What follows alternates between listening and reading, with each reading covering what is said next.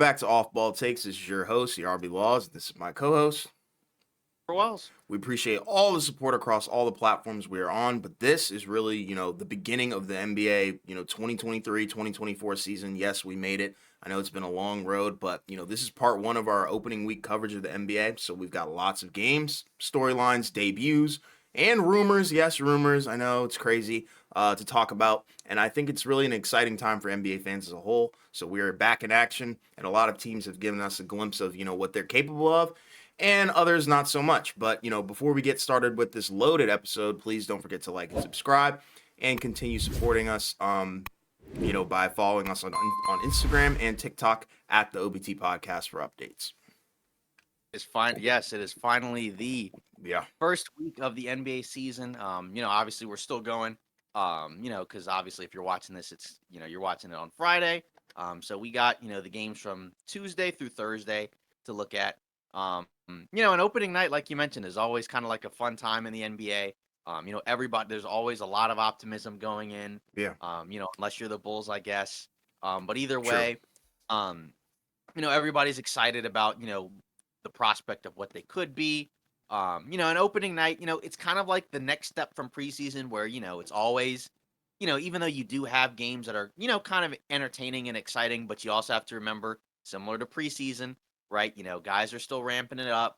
There's a process for a lot of these teams. So, it's just like these are kind of like, you have to look at things with a grain of salt in terms of early takeaways. You don't necessarily want to get too tied into, what you saw in the first couple of nights because it's just like preseason, right? Where, you see things in preseason and then Yeah, things, look completely different in the regular season. sure. And then you fast forward a week later in week 2 of the regular season, and all of a sudden it looks even more different. Yeah, Um, I think it's like the so week for overreactions and then also right. reminders. Yeah, Yeah. overreactions, hot takes, reminders. It's a week for Yeah. everything. Exactly. So, first off, I guess just kind of, kick it off, shout out the Denver Nuggets, right? So obviously, they opened the season, kicked it off with ring night, right? Obviously, winning the title against the Miami Heat in 5 games, right? They kicked it off by playing the Lakers, right? And they ended up winning 119-107 Mm-hmm. in a result that I don't think was too surprising. No. Given the fact that again, it's the reigning champs, they're really good. They're coming in fully healthy. Um, and again, they got the guy that, most people have, feel like is the best player in the league, right? And, he kind of continued to show, most of what we saw in the playoffs, right? 29, 13, and 11. Mm-hmm. Triple double, 3 of 5 from 3, 12 of 22 from the field. Um, you know, got some additional help, right? And Jamal Murray, 21 points. Caldwell Pope, 20 points, 8 of 12. Michael Porter Jr. didn't shoot well, right? 5 of 13, actually not too terrible, but still chipped in with 12 boards, Yep. which is, a good sight to see, if you're, somebody kind of looking for a little bit of growth from some of the guys for Denver, right? Aaron Gordon, 15.7 rebounds, 5 assists, 2 steals. Um, the bench was kind of intriguing, right? Reggie Jackson kind of came in, provided, a little bit of offense, but, you know, not a whole lot from the bench. It's really about the starting five. But, again, when you got a starting five that helped you win a title, right? And they're young, they're in their primes, right? You can't really complain about that. So I think, overall, if you're Denver, I think this was a pretty good, beginning to the season where, you kind of want to get off on the right foot where, you played a team that you played in the playoffs, that you swept in the conference finals. They've been Mm-hmm. talking about it all off season, and you want to get off and start the season, by winning and kind of like, sending a reminder to everybody like, hey, we know that all these other teams, and we'll get into some of the others, right? That all these teams made all these moves, but hey, we're still here. Don't forget about us, right? Because even some of the Eastern teams, right, they made huge moves as well. But Denver, they're gonna let you know, right? Like Michael Malone, he preached to his guys, the idea of, hey, we're the team that everybody's kind of circling. We got the target on our backs. And, again, he's kind of motivating guys, trying to keep them focused and engaged. Because, there's a tendency for a lot of teams the year after they win the title to kind of, take their foot off the gas and kind of start the season off a little bit slow. Like the Warriors last season, right? They kind of started they ended up not having a great season, but, Yeah. they started the season off slow, right? Where guys, weren't in shape. They kind of played kind of laissez-faire, right? They were playing like 12, 13 guys. Mm-hmm. But, Denver, again, they kind of kept it pretty simple. Like I said, they played the bench guys a little bit, right? But for the most part, they extended the minutes to all their main guys, which again is what they should do because they got, you know, if not the best starting five in basketball, right? Two, top two, Mhm. three, starting five in basketball, and that's what they should do. So I think, you got to give them props because again, it's kind of easy to fall into the trap because we've seen in the past for teams on ring night, sometimes they lose because the emotions are kind of overwhelming, right? And that could have easily happened, right? Because for Denver, it's their first title, in their franchise history. And it's a special night for all those guys because for a lot of those guys, it's their first championship. So they could have easily kind of like taken the foot off the gas, but they didn't. So Mhm. props to them. Yeah. Before we get into the Lakers, I guess kind of share your thoughts, in terms of like the Denver experience. Yeah. I mean, you hit on all the points, to talk about. But just looking at their starters, everybody on their starting lineup came to ball. I mean, they all Yeah, played very well. They were all positive in their plus minuses, of course. All double digit scores as well. But the impact players were what I was really looking into. Guys like Aaron Gordon, of course, Caldwell Pope with some clutch defense as well. I really liked what I saw from this team, and then even like looking at the bench, like it was kind of interesting. This was something I think that a lot of people weren't really talking about was who was Denver going to go to, for their bench. So, we got to see some young guys like Peyton Watson, second year man out of UCLA. Obviously, like you said, Reggie Jackson, and then Christian Brown was in there as well. So, the minutes were there. The production wasn't too crazy, but they did have plays that were, somewhat game changing to the point where, Denver was able to retain the lead. And right. another shout out I wanted to give was Jamal Murray. Yeah, I think people expected him to play a little bit poorer than he did. I think he played very well offensively, 21 points and then 8 for 13 on from the field and especially then the 3 close. for 5. Yeah, and like you said, to close, like they just didn't really have an answer. And it seemed like, the Lakers, they didn't really, it looked like the playoffs all over again, to be honest. Jamal Murray's kind of just bullying whoever they put on him, whether it was, Gabe Vincent or D'Angelo Russell. So I think Denver has the recipe for success this season, but it all comes down to, consistency. How long are they going to be able to sustain this? But as of right now, they've shown that they're still the best team in the league. But that's just my takeaway from this one game. And like we said, this is, the the week of overreactions and reminders. So, maybe next week we'll be talking about some other team. But right now I think Denver is the one to beat and Yeah. they've become the hunted for sure. Think kind of looking at the Lakers angle of it, I think one of the most intriguing storylines from it was the fact that because obviously like I think one of the highlight stories was the AD second half where he went scoreless, but I think kind of the biggest story is the fact that they had LeBron playing 29 minutes and Darvin Ham, he mentioned he's had the thought process of yeah, we're going to put him on a minutes restriction. Right. And I think in the regular season, I think that's kind of sort of changes how I think like, the over under maybe in terms of how many wins they can get. Hmm. Cause I think, if he's gonna be playing somewhere around that, then I think that makes it a lot harder because that means that there's gonna be about 20 minutes of game time potentially where he's not on the floor. Right. Um, and so far, right, when he's out there, they've actually been a positive, right? They had a plus minus of 7 in the 29 minutes he was out there. Whereas when he was off the floor, it was by double digits, right? Right. Which has kind of been, kind of like the same, thing that you've seen from them. And I think, like I said, I think that may work against some of the weaker teams, but like say like against a team like Denver, I don't think you can play LeBron, just 29 minutes and expect to Mm-mm. win. Like the only way that happens is if like you have an insurmountable fourth quarter lead and he just sits the whole fourth quarter. Right. Like where it's like if that's the only where I think that can happen. I think that's going to be difficult against some of the best teams. But then we'll get into a little bit later, right? We'll see how long that lasts in terms of the minutes restriction. But um, that I think is kind of intriguing to me because that wasn't even something I thought about. Because I guess in realistically, yeah, he's in year 21. So do you really want him playing like 35 minutes a night Right. or something like that? But at the same time, like yeah, I didn't expect that because it's just like that was a different wrinkle that I saw, and I think kind of going back to the Denver thing, it's the same thing with continuity, right? Where again, it's the same starters, and even with the Lakers, you can kind of tell like there's a little bit of like yeah, it's like you still gonna have to figure out like which guys are gonna play. Like one guy that I didn't expect to play at all, but did play and honestly didn't even play bad was Cam Reddish, right? Hmm. Like because when we went over like the rotations for the Lakers, we kind of assumed he's probably out of the rotation because he just hasn't shown a whole lot. But um, in the minutes he was out there, he was probably like the only guy that really like defended Jamal Murray relatively well, which Yeah. kind of makes sense because he's 6'7", six Hmm. eight, long arms, good athlete. And he's a guy where he's fighting for his NBA life, Yeah. literally, where it's like, he was a former lottery pick. Um, and like I guess, he hasn't really panned out. And I guess his thought process was, I came into the league thinking I was going to be a big time scorer. That didn't really happen. Yeah. And A so lot of the people only did though. Right, exactly. And so, I guess his thought process is, well, now I kind of have to show that I can do some other things. I'm gonna have to show that I can defend. I'm gonna have to show that I can, occasionally knock down a jumper. And that's kind of, something that we talked about where, which guys are the guys that they kind of, figure out can play over the course of the season. And I think some of it is going to be matchup based. Because again, like say like a Jackson Hayes in this matchup isn't really ideal because, Hmm. you don't really want him in the post having to guard, like a Jokic, right? Hmm. Whereas again, against another team, I think that makes more sense. And that was something that I think like again, like in terms of the big man depth, right? Where it's like you don't have like a bruising big, outside of like, AD, and he's not like a natural bruising big man. You know what I mean? Like he's the Yeah. only, true physical big, whereas like Jackson Hayes is an athlete, Christian Wood is more like a scorer.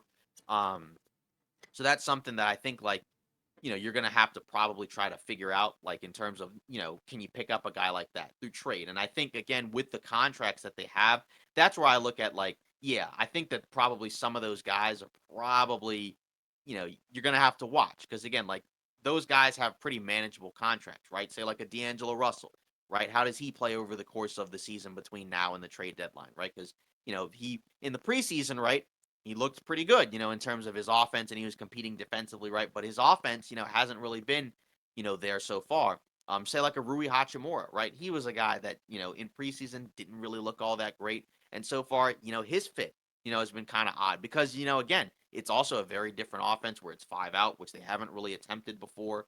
And so I think that's where I think Denver has the advantage against all these teams, right? Where again, they already know what they're going to do, and how to do it pretty much every time. Yeah. Um, and I think for a lot of these other teams, including the Lakers, they're going to have to play catch up because even a team like the Lakers, where they brought a number of guys back, you can tell, yeah, it's still a work in progress where you're going to have to figure out some stuff, even with some of the guys you had. Yeah. Whereas Denver, there's not really a whole lot they have to do, right? Like they pretty much, you know, they got the entire blueprint, right? It's all about like, hey, what guys, what role players can we kind of like, add into the mix? Who can be like our Bruce Brown this season, Right. right? Or somebody like that, right? And it could be Christian Brown. I think that's the idea. But still, again, what does he look like? This postseason, right? Because Right. again, he was good, I think, at times for the most part last postseason, but I think you may need an additional guy. And I feel like, that's another team where it's like, hey, maybe they pick up somebody at the deadline. They got a couple of young guys, they got a couple of movable contracts. So, yeah, I Yeah. think, I think overall, I think, again, like Denver kind of showed, like, yeah, we're the class of the league right now. You know what I mean? And yeah, and one more thing that I forgot about Denver, their environment. Wow, that was Right, spectacular. I think they built a culture there, especially in the fan base, and like you said, they have a system now. And I yep, think the Lakers have always kind of been a team that feeds off the crowd, whether it be home or away. They kind of feed right. into the negativity when they're away, but when they're home, like in the crypto arena is like on fire. They're on fire as well. So that's something to watch as well. I think Yeah. throughout the season and when we get into the postseason as well. Right, like you had guys, getting booed that like, it's very rare that like the Lakers, are at another team's arena on the road and like, there's, the boos are louder than the cheers, because Right. usually like Laker fans, they travel, you hear them everywhere, right? Right. Like, you've been to Wizards games, Right. even like Yeah. when the Oh Lakers yeah. come to DC, Yeah. there's a lot of Laker fans, you can go somewhere else, same Yeah. thing. Um, They'll show up and it's but not not even like a Laker game. right, exactly. Um, so Who's yeah, your so that's daddy chance? Like what the heck is going on? yeah, exactly, yeah. Who would have thought? So that yeah, right, exactly. So I think that's pretty much how I feel about that. Then we move on into the Phoenix Warriors game. This was a Mhm. game that I think, also again, you're talking about two teams that are kind of vying for, another, one of those big spots in the Western Conference trying to Yeah. get that championship. Um this game I feel like this game was the more, I guess, sort of like exciting game because it was, a lot more back and forth, I think, than Mhm. the first game. I know the Lakers at different points made it a game, but this one truly was like the definition of a back and forth game. I think, it kind of started off with the Suns taking it to Golden State. They had a 15-point lead at halftime. Um, and then that lead was completely obliterated in the third with probably one of the worst third quarters, you'll see from a team. Hmm. Where again, like a lot of turnovers, a lot of missed shots, and Golden Yeah. State, took the lead. Um, and then, in the fourth quarter, right, Phoenix whittled it right back, got it back again. Um, I think kind of the main thing that you saw like opening night for all of these teams, and you can kind of take Denver out of the equation since they're the reigning champs. Hmm. But like with the three other teams, I think you kind of saw with all three of them, you kind of saw at different points moments where it's like, okay, this is where I can see, a case to be made for them. And then you also can see at the same time a case for like, oh, this is where like I don't know about this one, right? Right. Um, and I guess we'll start with the Suns because they're the team that won. Right, Devin Booker led the way with 32 points, 8 assists, 6 rebounds, right?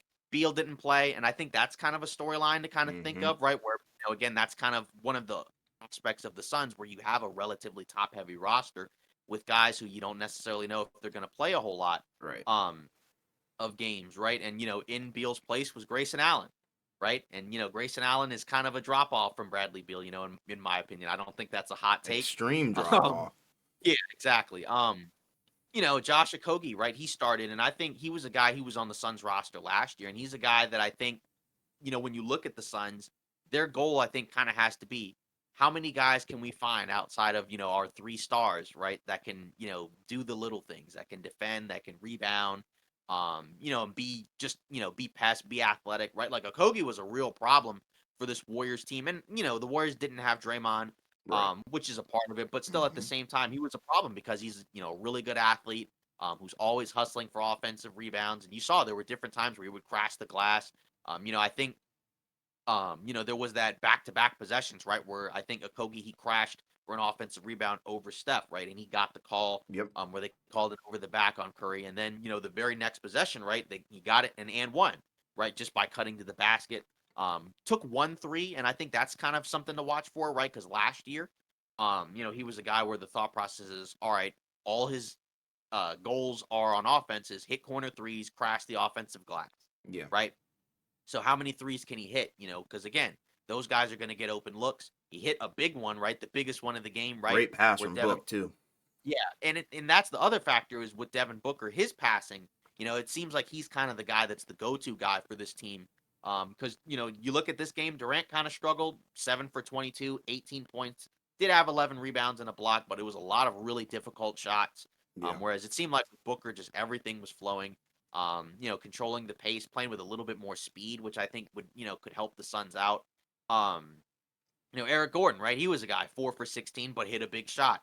Yusuf Nurkic, right? He had his debut, and he played well, against this small Warriors team. And this was a guy where I think we kind of, were low on him to the point where it's like, okay, maybe we're like way too low on him. I do Hmm. think, again, there were times where like, yeah, defensively he got kind of lit up in the pick and roll Yeah. against, like a Steph and a Chris Paul. Right. Again, it's not ideal for Chris Paul to be blowing past you, but you could also see at the very least what we talked about, where we were like, even though he's probably not a better player necessarily than Aiton, it's probably just a better fit where he'll do Hmm. some of the things that Aiton doesn't, just didn't really want to do, where he would set hard screens and roll, um, you know, crash the offensive glass, right? Compete for boards. He's a good passer. So I think he can help them. But again, I think it's also very matchup based because there's going to be certain matchups where I think it's going to be a real problem for him. And that's, kind of, I guess, where also like Drew Eubanks comes in, where he's a little bit of a different look because he's, more of an athletic guy.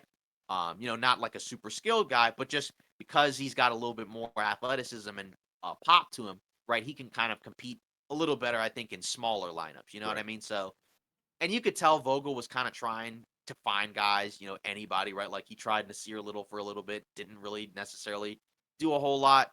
Um, he tried Yuta Watanabe at times, and again, certain lineups, certain teams will be okay, others Hmm. not so much. Um, but again, like really to me, I think with the Suns, that's kind of the main thing is that if their three guys can play, right, then it's like okay, I can kind of see. I think it makes a lot of sense. I do think you kind of saw also stretches where it's like, yeah, it not having a guy who's like a natural playmaker is not necessarily ideal because they had a lot of turnovers in Yeah. this It was game. horrible. You know, Hard watch. I think, yeah, I think they had 19 turnovers, and I think the Warriors had like 20 points off those, which Yeah. Could have easily had more because the Warriors also smoked some kind of gimme opportunities. But again, a win multiple. is a win. No matter how you slice it. And again, like in the Western Conference, every win counts because this is a conference where there's a lot of teams that are good that are going to be vying for wins. So, it's solid to start off, your season with a win.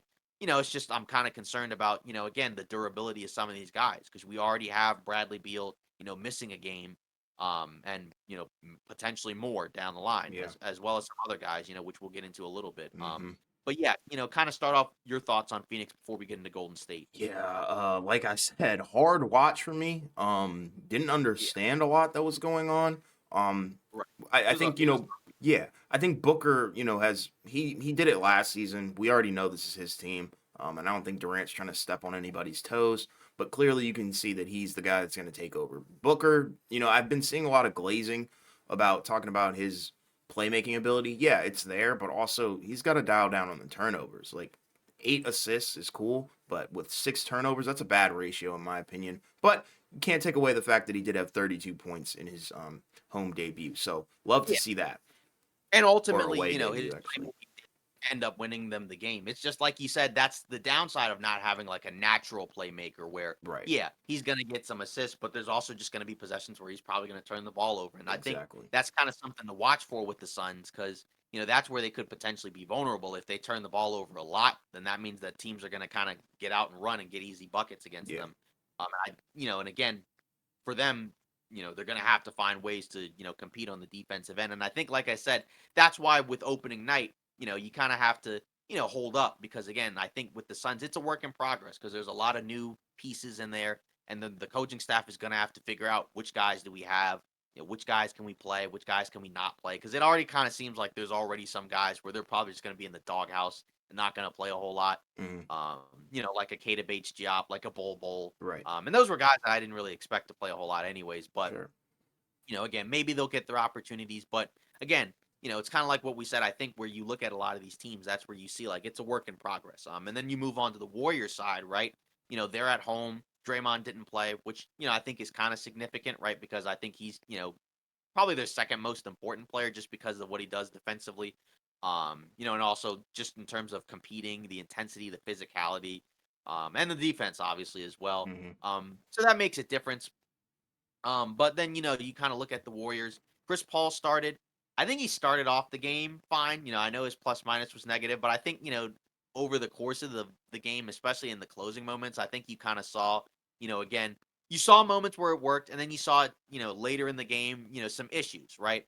For what it's worth, Steph, right, didn't play great. 4 of 14 from three, was 8 of 20. He got to the rim a decent amount. But there were a number of other guys on the team who I thought kind of had very abysmal performances. Yep.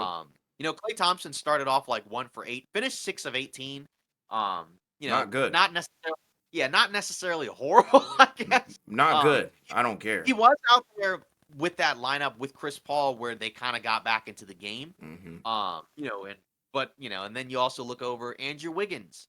He was probably, I think, one of the worst players out there in Yeah. terms of like for the Warriors. Minus 22 in a game that they lost by 4 points. That's pretty brutal.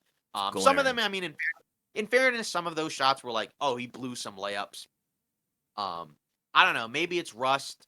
I'm not sure. But at the same time, that's kind of something to look for because I feel like he just hasn't necessarily been as impactful, since what we saw in the playoffs. I know in fairness he had that long stretch where he missed a lot of time, but Yeah. I don't know. I mean, I think again, it's one game, so it's kind of like too early, to kind of like, seal his fate. Same with Clay, but Hmm. it was just kind of something to think about, right? Chris Paul, 4 of 15, 0 of 6 from three. Did have 9 assists, did have 14 points and 6 rebounds and 2 steals. And again, like I said, I think you saw moments where it worked. But then you saw moments where it was kind of weird because, again, like I said, to close the game, they had the possessions right where Chris Paul is spotting up, and I just feel like his 3-point shot just isn't quite as effective as it was before. Hmm. And I think some of that's just age in terms of legs. And again, he is 38 going into what year 19, and I think that's kind of something to think about, and that's why I wouldn't have him in the starting five.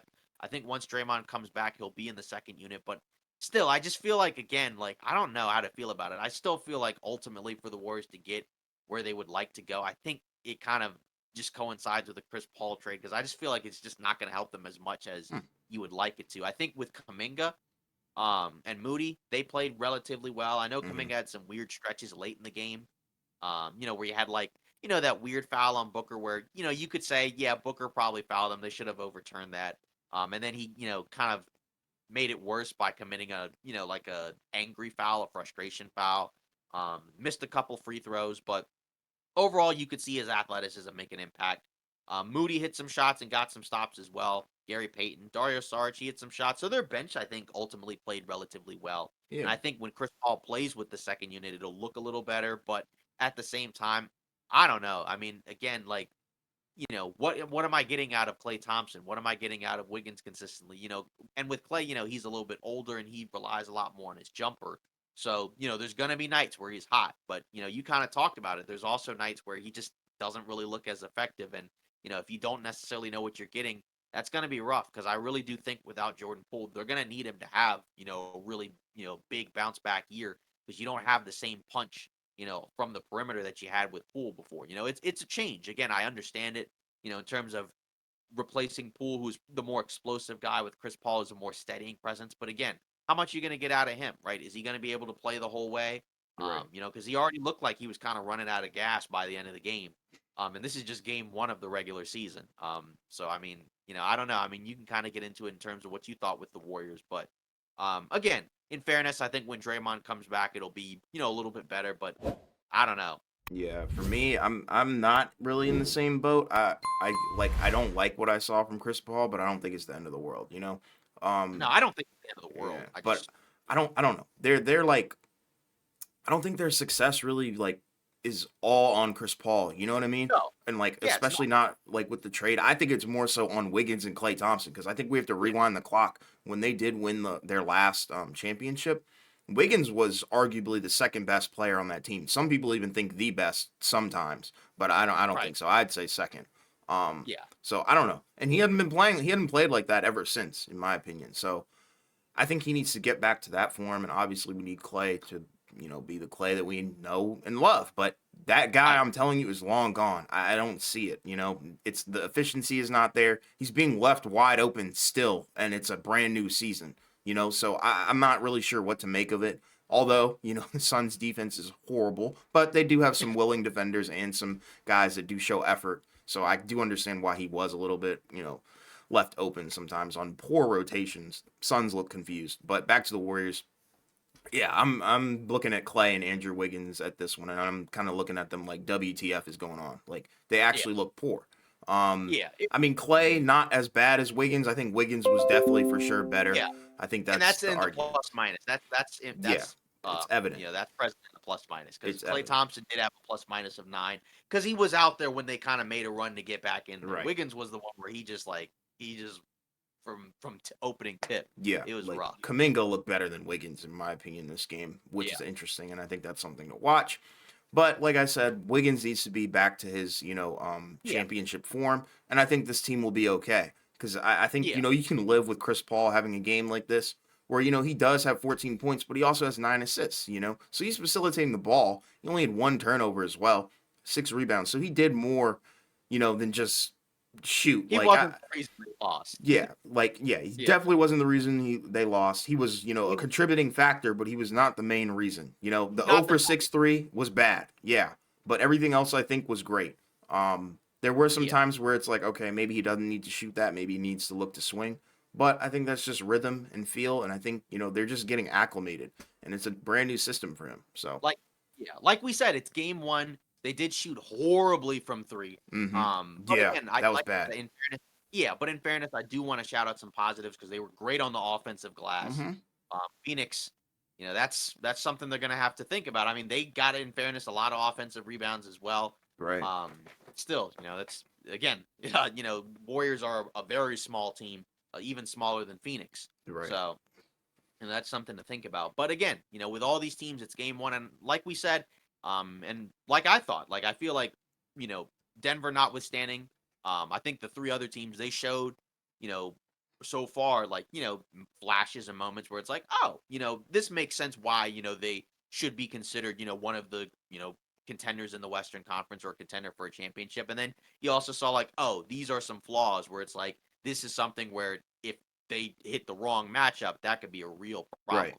I agree. Um, yeah, and then moving on right to the next day, right, where you had just a boatload of games. Obviously there's a lot of games, so I don't think necessarily it makes a whole lot of sense to wildly get into all of them. Right. So we'll kind of like briefly touch through a lot of them. I guess we'll start with the ESPN ones, right? The Knicks Celtics, right? So obviously the debut of the new Ooh, look Celtics. what a Um, game. yeah, I thought it was kind of intriguing in the sense of like I think we're both pretty high on Boston, right? We have that team, coming out of the Eastern Conference making the finals. Um, so we think that they definitely made some big improvements. I think when you look at the grouping, right, you kind of saw it was kind of Porzingis and Tatum, kind of leading the way. Hmm. You can definitely see right in that grouping, right, why the Porzingis trade makes a lot of sense. And I said, I liked it a lot more once they got Holiday as well. I mean, you can just kind of see like, just the offense he's able to provide at that size, from the outside and from the inside as well, right? I think a much more polished player than he was, a couple years ago where, it again, like there's a difference in terms of like again, as you get older and as you acquire more skills, right? There's and you add more things to your game. Like he didn't really have much of a post game when he first came in the league, and now he's a Right. much more solid, much more polished guy in the post. Which again, at 7'3", makes a lot more sense. He's got Hmm. some face up skills where he can put the ball on the floor and drive. Hmm. I think again, we talked about it with Boston, just adding more dynamicism and diversity to the offense while still being able to defend really well. And, in Right. fairness, like the Knicks, they were in this game, a lot, right? The Knicks missed a ton of free throws. So there is a world where Boston loses the game. Hmm. It is only game one. But I do like what I saw in terms of, again, like Tatum looked really good. Yeah. Jalen Brown, Drew Holiday kind of struggled on the offensive end, but still, they got stops when they needed to. They rebounded. They impose their will physically, with some of those guys. Tatum posted up, right, which is something that, it'd be nice to see more of just because of his size and his skill, on as an offensive player. So I liked a lot of what I saw. Again, Yeah. like, it's a close game against the Knicks, but it is a process. Because again, outside of Denver, most of the other teams that are trying to contend made, a lot of changes. So like for these teams, you know, it's a bigger process for them to get to where they want to go. And I think so far for Boston, I think you got to be pretty pleased, with what you saw. Obviously, again, it can get better for sure. But I think again, to start your season off with a win and to have your biggest acquisition, play really well, right? The most points I think in a Celtics debut. Yeah. Uh, 30 points, 8 rebounds, 4 blocks, 9 of 10 from the free throw line, 5 of 9 from 3, and to do it against his former team. I think you can't complain about that at all. Exactly. And my thing with the Celtics is once they figure it out, it's over. You can clearly see that they're still working out and ironing out the issues, because it's going to be hard to, I think, facilitate touches between, Jason Tatum, Porzingis, and Jalen Brown. I think that's kind of something that went over our heads a little bit. So Yeah, I'm very curious to see who's going to be, the more efficient out of the three. And I think they'll probably look to feed that guy. And I think it'll probably be Tatum. And then we might see Jalen Brown take a step back. Who knows? It's week one, maybe. overreaction week. But Right. um, Drew Holiday, I thought played interesting. You want to see him get more involved on offense, and really, I think if he makes his shots, we'd be talking, a completely different game. I think, this Right. was just good looks, didn't hit the, didn't get in. They didn't get through the cup. So Right. simple as And I that. think, Yeah. yeah. And I What's up? think that's something, that we kind of saw with a lot of teams where it's like you said, it is in a way a make or miss league where like, there are guys where, they come out and they're missing a lot of shots and you're mad and you're like, this guy, he's playing horrible, this Hmm. new guy, he's playing horrible. But then it's like, if you rewinded it and those shots went in, you wouldn't be saying that at all. Cause again, like you mentioned, Exactly. struggled with a shot, 1 of 5 from three, 4 of 10 from the field. But like you said, most of them were relatively solid looks. They just didn't go down. But let's say it's a game where Tatum misses a few more shots and Porzingis misses a few more shots. Maybe those shots for Holiday they go in. Maybe those Exactly. Jalen Brown shots go in. Like you said, that the pecking order for this team is something that I think is going to be intriguing for them to figure out, right? Because it had been, Tatum as the number one and then Brown as the number two, and sometimes there was kind of like a battle between like, hey, there are some games where Jalen Brown, is the go-to guy, and then there's other ones where it's Tatum. But now Hmm. I think it's pretty clear, right? Tatum is the go-to guy, which is how it should be. And then after that, I think it's probably going to be like you said, depends on the hot hand, right? If it's a Hmm. game where Porzingis is cooking and he's got a favorable matchup, it'll be him as the other go-to guy, right? And then maybe if it's a game where it's a Jalen Brown favorable matchup, it'll be him.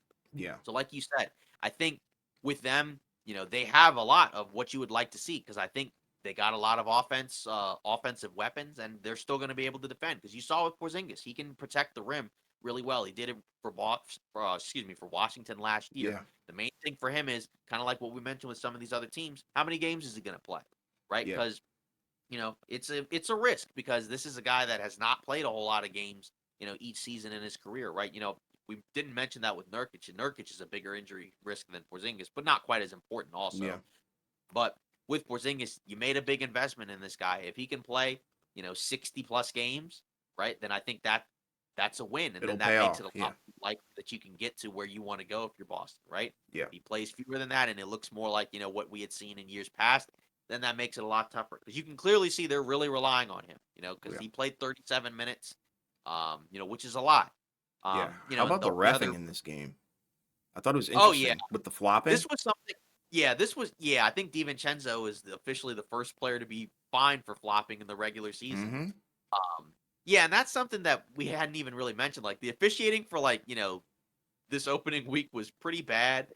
It was actually really funny because I think there was a report, yeah, exactly, like a news thing about they're using Sony's Hawkeye technology, Hmm. where the replay center officials, have access to Hawkeye tools, to determine like the ball flight and like all these other things, and then like a guy touches the rim and like it's not a goal on a dunk, or like you mentioned, the stuff with DiVincenzo, or just other things, that we'll get into as we get deeper. Porzingis too, Yeah, Porzingis too, right? Yeah, exactly. Yeah, with the so it's like, elbows and stuff. yeah, exactly. So it's just, but again, just like it's the preseason slash, now start of the regular season for players, it's the same for the refs as well, Yeah. Good right? point.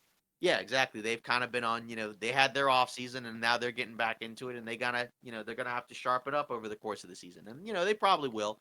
That it is what it is. Yeah. It's What just do we kind of think about New York?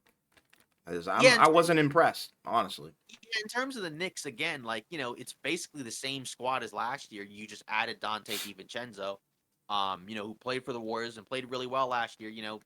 0 points. Did have 2 assists, 3 rebounds. Did have a positive plus minus. You can see the defensive acumen. It's just the thing is for the Knicks again, like they didn't improve enough to where they're going to be much better than they were last year. That's the issue. Hmm. They were what I think the fifth seed in the Eastern Conference last year. Probably not going to be much different this year. Julius Randle, 5 of 22 from the field. That's not necessarily amazing. And I Yeah. feel like probably for the Knicks, like in terms of increasing their ceiling, it's probably going to have to be, you're going to have to find somebody, that's a real second option, like a legit, and I'm not trying to pick on Julius Randle. It's just again, we just kind That's of valid know, though. yeah, we just kind of know, how this is going to go for him, right? Where it's like normally in the regular season, he's really good.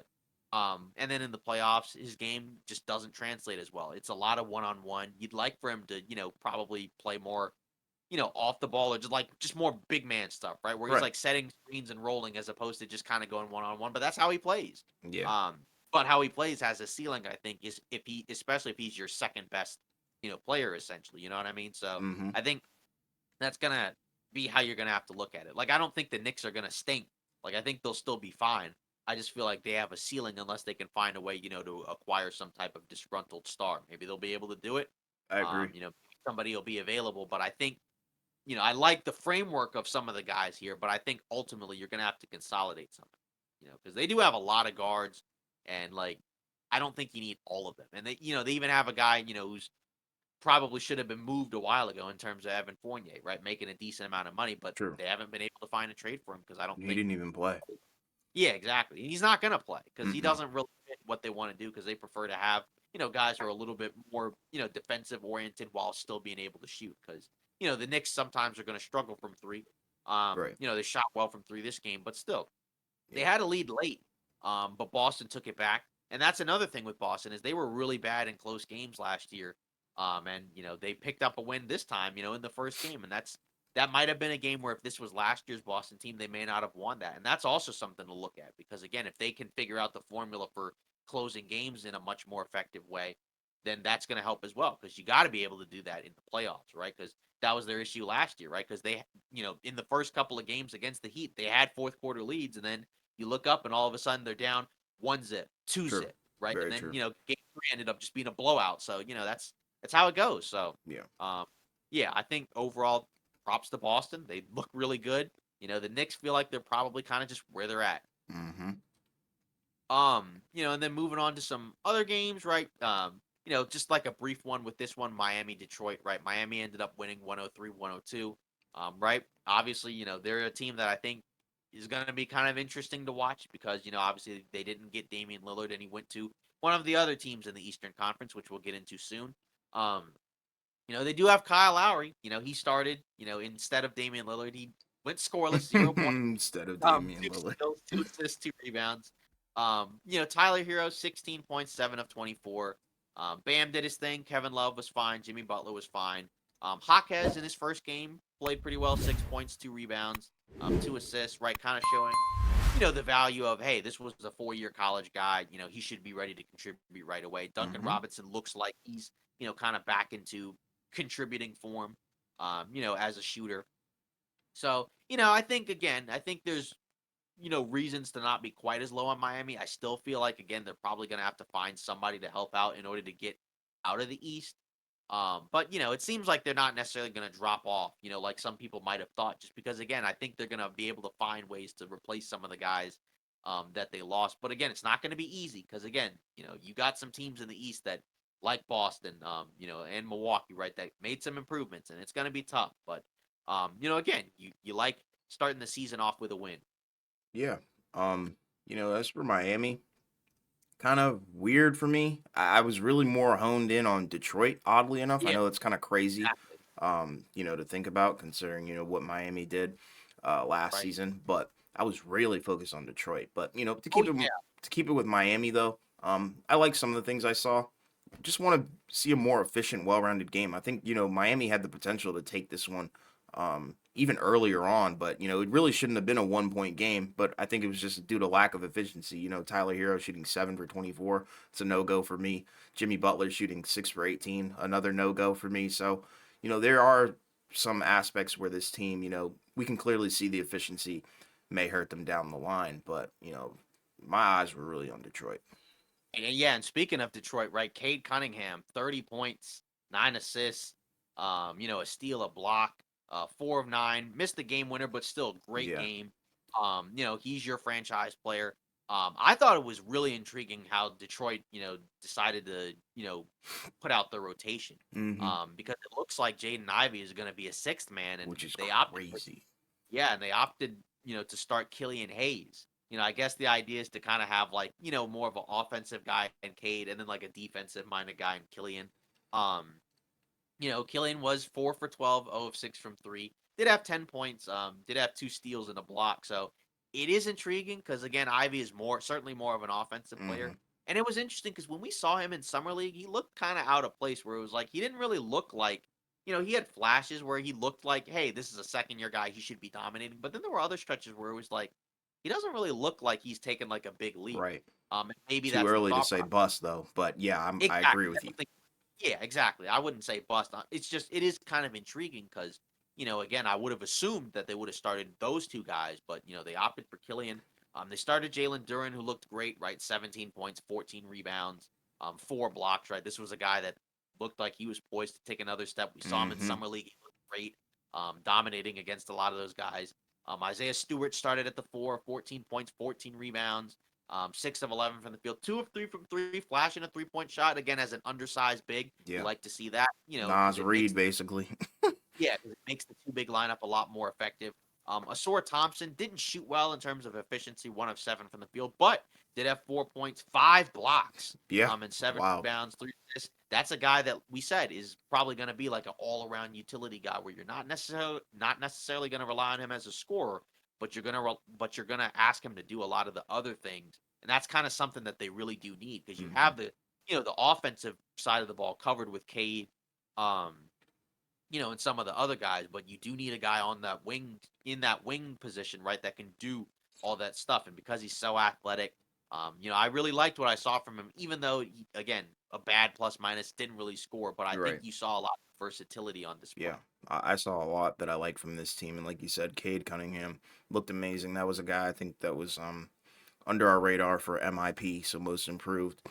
So, it should be interesting to see how their season goes. I'm not foreseeing them to win a crazy amount of games, but I think they'll take a huge leap from last year, obviously, because I think they've got so much skill, especially in the starting five. Like, just look at it. It doesn't look like a losing team starting five. They look like a decent squad here. And I Yeah, think with Killian Hayes, probably the thought process is this is this guy's last chance, yeah, especially, for Detroit. So they're probably trying to see what he's got.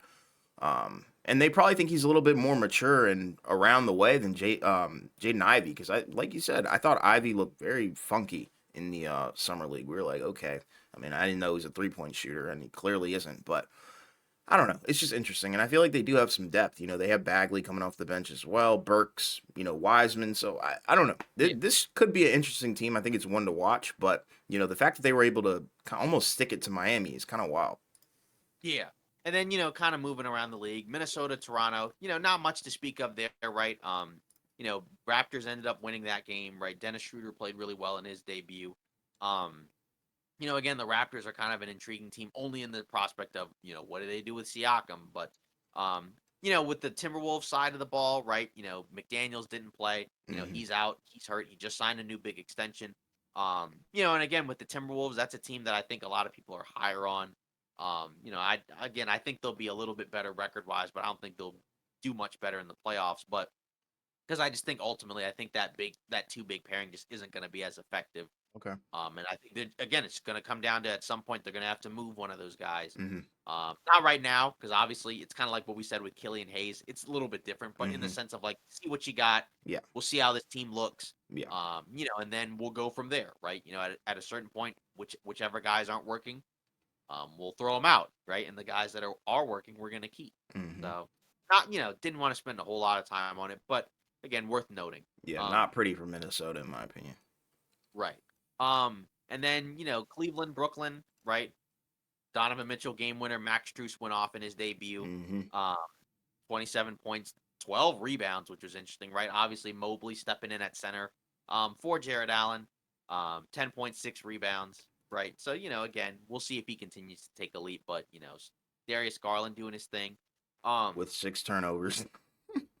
right, yeah. And then you look at the They're Nets, just right? They shaking off ended the up. rust, man. I mean, in like a month or two, it's gonna be a whole different conversation. Right. Yeah. Ben Simmons, for the Nets, 2 of 6 from the field, 4 points, but did have 9 assists and 10 rebounds. Yeah. And then Cam Thomas, 36 points off the bench, 2 of 5 from three, 8 of 11 from the line, right? Showing, his skill as a scorer.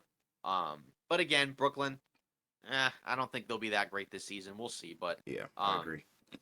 but oh shoot, you know what I just realized? Mm. I mentioned the ESPN games we need to do first, and I hadn't done the second one. So It doesn't might have matter.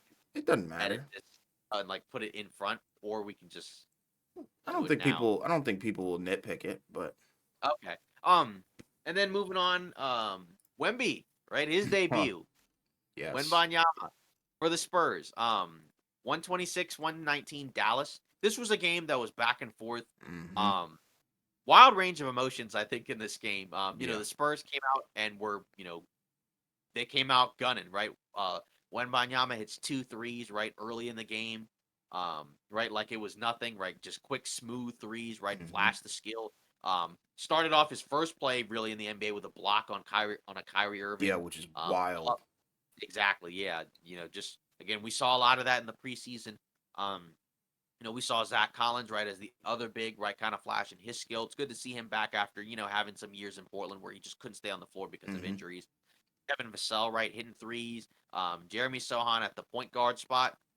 It was looking really strange for Dallas because it just seemed like, it was a lot of Luca, not much else, right? Grant Williams started, kind of struggled to start the game, but ended up, I think being a big part late, right? He was Yeah. actually the guy who spent a lot of time guarding Wembanyama, at 6'6", but he's a big guy, so he can kind of use his, low center of gravity, to kind of really bother him. And I think those are the type of guys that they're going to try to put on Wembanyama, right? Is those smaller but very physical guys. Because again, a normal big guy is going to be too slow. So, Right. um, I guess like I said, we'll kind of split it up between the Spurs, and the Mavs. Like I said, we'll go back to the Spurs a little bit, but then over the course of the game, like I mentioned with the Grant Williams thing, he kind of slowed down. Ended up showing out in the fourth. Did have 5 fouls, but overall, I was relatively fine with his performance. Obviously, it's his first NBA game. If you look back historically at a lot of, draft picks first NBA games, not all of them have crazy first games. Some of them Yeah. do. But not all of them. And I think this was fine. I think you saw a lot of the good, a lot of the potential. You saw some areas where it's like, oh, okay, these are probably areas where he's going to get targeted early. But Right. overall, I think, if you're the Spurs, you got to be pretty pleased with the performance. And again, if you're the Spurs, you're not trying to win games. I mean, it's cool that you competed.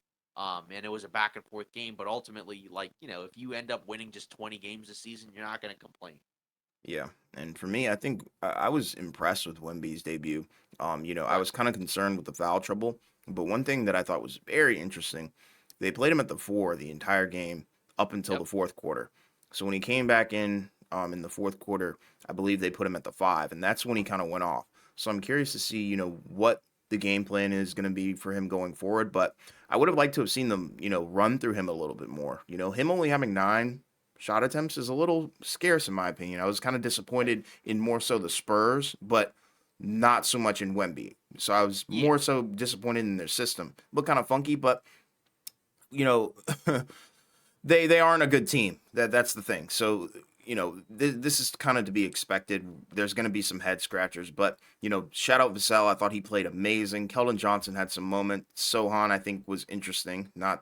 I'm not really a fan of him running the one, but that's just me. And absolutely Collins as well. But with Wemby, I don't know. I feel like we would have seen so much more if he wasn't in foul trouble, so that's unfortunate. But you can clearly see the Spurs are playing him conservatively, regardless, if he was in foul trouble or not.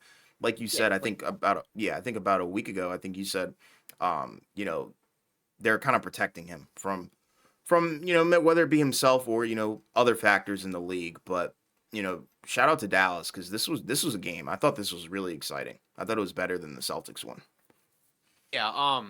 Yeah, just to kind of close on the Wemby thing. Yeah, I mean, like overall, like you said, I think he had a fine performance. I mean, Yeah, like again, I think we saw a lot of the good. We saw areas where, yeah, he'll probably need to improve on it. He's 19, he's a rookie, he's in year one. right. And again, like they're not really playing with a real point guard. I mean, they got Sohan running the point, and again, he can make some passes, but ultimately, is he a point guard? Probably Heck not, no. right? I think part of it is also just to like, have Trey Jones kind of run the second unit. He looked good too. And have Shout him out him kind of too.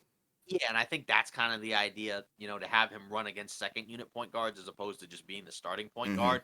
It's just kind of weird because again, it's like, with Sohan, again, you can see some of the vision stuff. I'm assuming it's kind of like they're kind of trying to morph him into sort of like a Draymond-esque type Hmm. player. But again, he's also a work in progress as well, right? Yeah. He's not like a finished product, you would assume, Man, this at is the this second point. year. Yeah. Once he can get like, a solid playmaking guard next to him, I think that's where like you're really gonna see, like him at his best as well. Because again, like not all of his offense he can just create on his own. Because And he's a I don't big man. know. I'm Like me personally. I'm thinking they made a mistake, and I said this.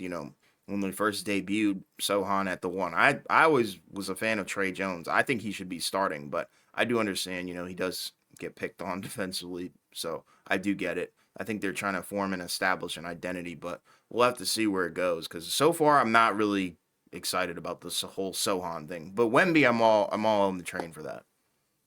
I think also it's like again, they're not trying to win games, so it's like they're Right. kind of just experimenting probably with anything, right? Hmm. Like there could be a point maybe later on in the season when they're like, okay, this is not necessarily working. Yeah. We'll shift to something else. But for now, I think this is all about trying to kind of figure out what they have. You know what I mean? Yeah. How about Dallas though? This is a Yeah, contender potentially. going to Dallas, this was interesting because there were long stretches where I was very concerned about what I was seeing with Dallas because Yeah. again, this Spurs team is not a team that I think is going to be that great, and they were trailing for large chunks of the game. Um, and No again, you saw defense. like it was a lot of what we had seen before, where it was a lot of Luca and not much else. Kyrie was kind of struggling at times, which again, hey, you're going to have games where you struggle. Right. The big man situation was really rough, and then in the second half, they went with the decision to start a guy that we both liked in the draft, Who and I we liked said them. should be starting. Yeah, and it was Derek Lively the second, who played basically almost the entire second half. 16 points, 10 rebounds, What a and a debut. block. 7 of 8, pretty much did everything that you could ask, like a center that can play alongside Luca to do, right? Roll to the rim, crash for the boards, catch lobs. Crazy Um, putback. I think that was, and I think that was kind of the turning point of the game was like, hey, they actually have like an actual center that they can play, and not just kind of put like these kind of other guys at center, right? Like a Reminded me of Maxi. Tyson Chandler. Yeah, like I think like Maxi Kleba is fine, but I don't look at him as like a true center that Yeah. you can just play as a starter mostly at the 5. I think No like he's Dwight more. Powell was in there either. Yeah, I think he was sick. I think he was hurt. Um, you could kind of see Dallas again was experimenting with a lot of stuff. We saw, Dante Exum, come in for like, 7 minutes and True. did something. Yeah. Seth Curry, right? He played for a few minutes. Josh Green came off the bench, which I was surprised. I thought he was going to be a starter. They started Derrick Jones Jr. Bad decision. Horrible. I don't understand Yeah, that one. yeah. So that's the thing with Dallas is that, you know, I did like, yeah, they won the game. Luca had a great game. He looks like he's in better shape. He looks, Oh yeah, he's yeah, yeah. on the defensive end. He got some deflections, got some steals, which I think is very important for him, Mm-hmm. especially because again, that backcourt of Kyrie and Luca doesn't have a super high ceiling defensively, but if he can compete on the defensive end, that helps out a lot. And Right. that's kind of where Kyrie comes in as well because he can create his own shot at times. So Luca doesn't always have to dominate the ball, but he did dominate the ball a lot to be fair. But still, um, that's the thing is I'm still concerned about the fact, hey, your best center and really your only real viable option at center really is Derek Lively. That's kind of a concern because Mm-hmm. he can't play the whole game. I Right. mean, he played the entire second half. Like they did have to take him out for like a minute, I think, and in that minute, like the Spurs got right back into the Yep. game, and like that's my real concern. Where it's like I like some of the pieces there. Grant Williams, I thought, started off kind of rough in terms of just the shots weren't falling, like we talked about. Where hey, your interpretation, your perception is going to be determined by if the shots are going in. But overall, you can kind of see he helps out, just as another forward with some size and physicality, even though he's not tall, right? Mm-hmm. But he does provide a big body to put out there, and he was the guy guarding Wembanyama. Yeah. Um, and This was Lively, a like you said, Doncic masterclass, though. yeah, exactly. And that's the thing is that, again, with him, he's young. He can continue to get better. Like I Mm-hmm. said, I liked the shape he was in terms of he looked like he slimmed down. You Yeah. saw him running and deflecting passes, like I mentioned, competing on the boards. That's what you like to see. Because again, with him, that was a guy that I talked about where I'm like, I think he's a guy that's going to have a chip on his shoulder because, again, Dallas did not have a good season last year. Even though obviously, he did play well at times, but there were other times where you could tell he kind of gave up. Yep. And I Dark don't think horse he necessarily MVP. wants. Yeah, exactly. And I don't think he necessarily wants to be seen as a guy like that. So I think you're going to see him, have a real bounce back year where, again, you see him competing defensively. It's just about, I think they're still going to have to find some more guys, um, down the line. Because I just feel like there's certain guys on the roster where I'm like, this guy can't play like this many minutes and that's going to work. Right. You know what I mean? Right. Right. Right. Like Yeah. that. Yeah, they have some guys that they can kind of move around, but they still have some other guys where it's like, yeah, I don't know. Yeah. Like it's a work in progress. And again, they gave up 120 points, to a Spurs team that's probably not going to be that great. Um, so that's my concern there. Again, they got the win, so props to them, but I still think it's a work in progress. And I feel like again, they're not quite in that spot yet, but you do have the superstar spot covered. It just comes down to again, you know, can they defend? Because that's the main thing. They got stops when they needed to close the game. And again, like you said, at this point, Lively might as well be the starter Yeah. because he's already the best center on the team. Yeah. As And I could just tell. I don't know. It was weird. Like it's in the post or off season, um, I was like, they should be starting him. I'm telling you, because he's gonna be the most poised and like real center. Like that's a real center, and that's what Kyrie and Luca need. yeah, because that's the thing. Those guys aren't going to be great defensively, so you have to Yeah, have a big man that they can don't protect need the a rim and stretch, bro. Like Dwight yeah, Powell, what is he gonna do? yeah, like that's the thing. So having him really, really helps, and that makes it a little bit easier to move some of the other guys. When you can have him, being there. Again, is he going to do that every night? Maybe not No, necessarily, but again, his role, like you mentioned, just a Tyson Chandler type role. Catch 10 and 10 lobs, guy. yeah, catch lobs, rebound, protect the rim. Like that's basically all you got to do, and Yes, roll obviously as well. literally So set screens, bro. yeah, Simple as like I mean that. and again, that was why we really liked the pick. Which is Exactly, and kind a of why lot of teams could have used him. Yeah, because I know there were some people who didn't necessarily love it. And again, this is game one, so maybe he puts up a stinker in the next game. But still, like, you can see the reasoning behind like why it makes sense to take him, just because again, like, they desperately need somebody, Right. anybody that can rebound and protect the rim. And having just one guy do that makes a huge difference. Again, you got to find some other guys. You got to figure out the wing situation because again, Derek Jones Jr. I don't think is a viable option for Mm-mm. them as the starting wing, No. just because he can't shoot. Yep. I mean, I like his athleticism and his activity. I just feel like that's probably better suited for a bench role. You can't have two As opposed non-shooters out there. Right, exactly. Yeah, and that's Lively and that's Derek Jones Jr. Yeah. That's the issue. So, I mean, again, it's a work in progress. I think they figured some stuff out for that. We'll just have to see where it continues to go because I feel Mm-hmm. like again, this team could go one or two ways. It could either go in the way where they figured out some stuff and they're kind of back to being like a relatively solid team in terms of winning games, or it could go another way where the defense is horrible and it just goes horribly wrong Yeah. and they end up kind of blowing some stuff up at the deadline. It like Anything can again, happen. they're on the clock. Mm-hmm. I think sure. Um, and we talked about that in the offseason, even though we did like the Lively pick a lot. And it was almost and again, like the thing is Dwight Powell, he didn't play, I think, because of I think he said injury slash illness. So Yeah. there's a world where like Dwight Powell starts and then like Lively doesn't even play. Like I'm telling you, Dude. like because again, like we've seen that That with would be coaches before. that would be dark. That would be bad. That would be L Yeah. Jason Kidd right there. So that's the thing is that, hey, you got the opportunity, you take advantage. And he took advantage. I mean, Yeah. he looked like the best rookie on the floor. I'm joking. But Legitimately. yeah, You're like not I wrong. He mean, but stole the show. I mean, that was the yeah, Lively debut at that point because Wemby was, yeah, off the court so much. I was like, okay. right. And again, we both really liked that pick just But yeah. because again, you're Dallas, you're not a rebuilding team. You're a team that needs to compete. So you kind of need to get a guy that fits your system and fits what you need. And they've needed a big man, right? Like And he's there's like no the way only that one Dallas. in that class outside of Wemby.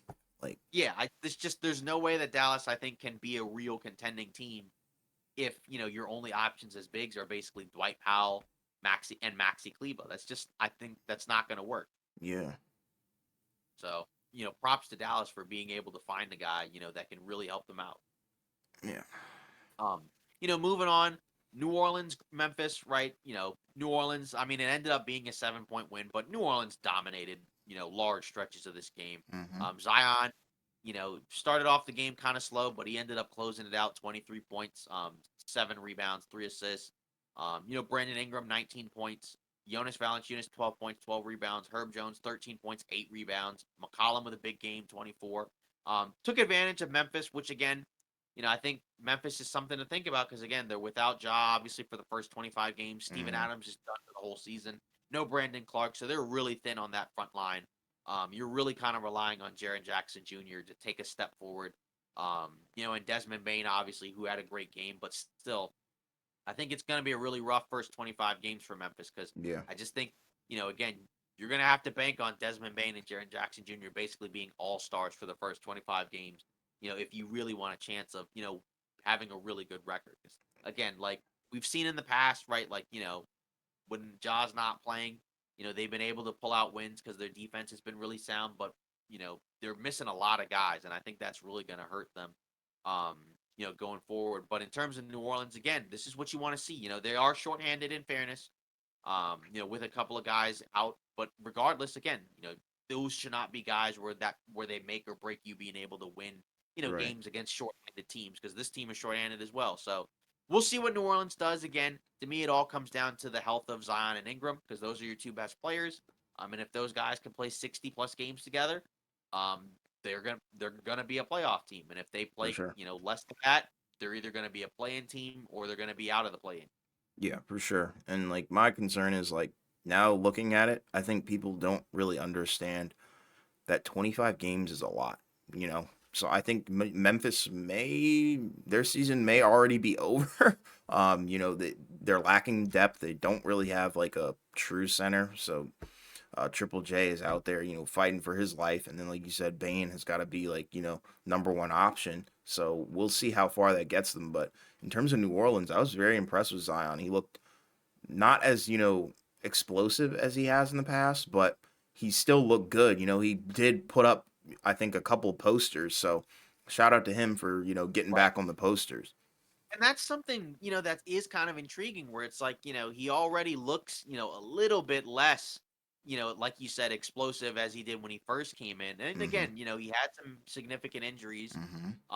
and he's all, but he is still 23 and it's like he's still a really good athlete, but it is kind of weird because I've heard some people kind of mention that where they felt like, he's still really good, but he looks like a little bit, obviously he's not below the rim. No, no, no. Um, he looks a little closer to, Julius Randle with hops in terms of the athleticism, where it's Yeah. like it's still there. It's still there, but it's not quite exactly the same. I think for him, again, the next step forward is, to continue to progress defensively as well. Because again, I think they really need it. Because I think it's going to be really tough for them to be like a real contender when your two best players aren't necessarily like great defensively. Hmm.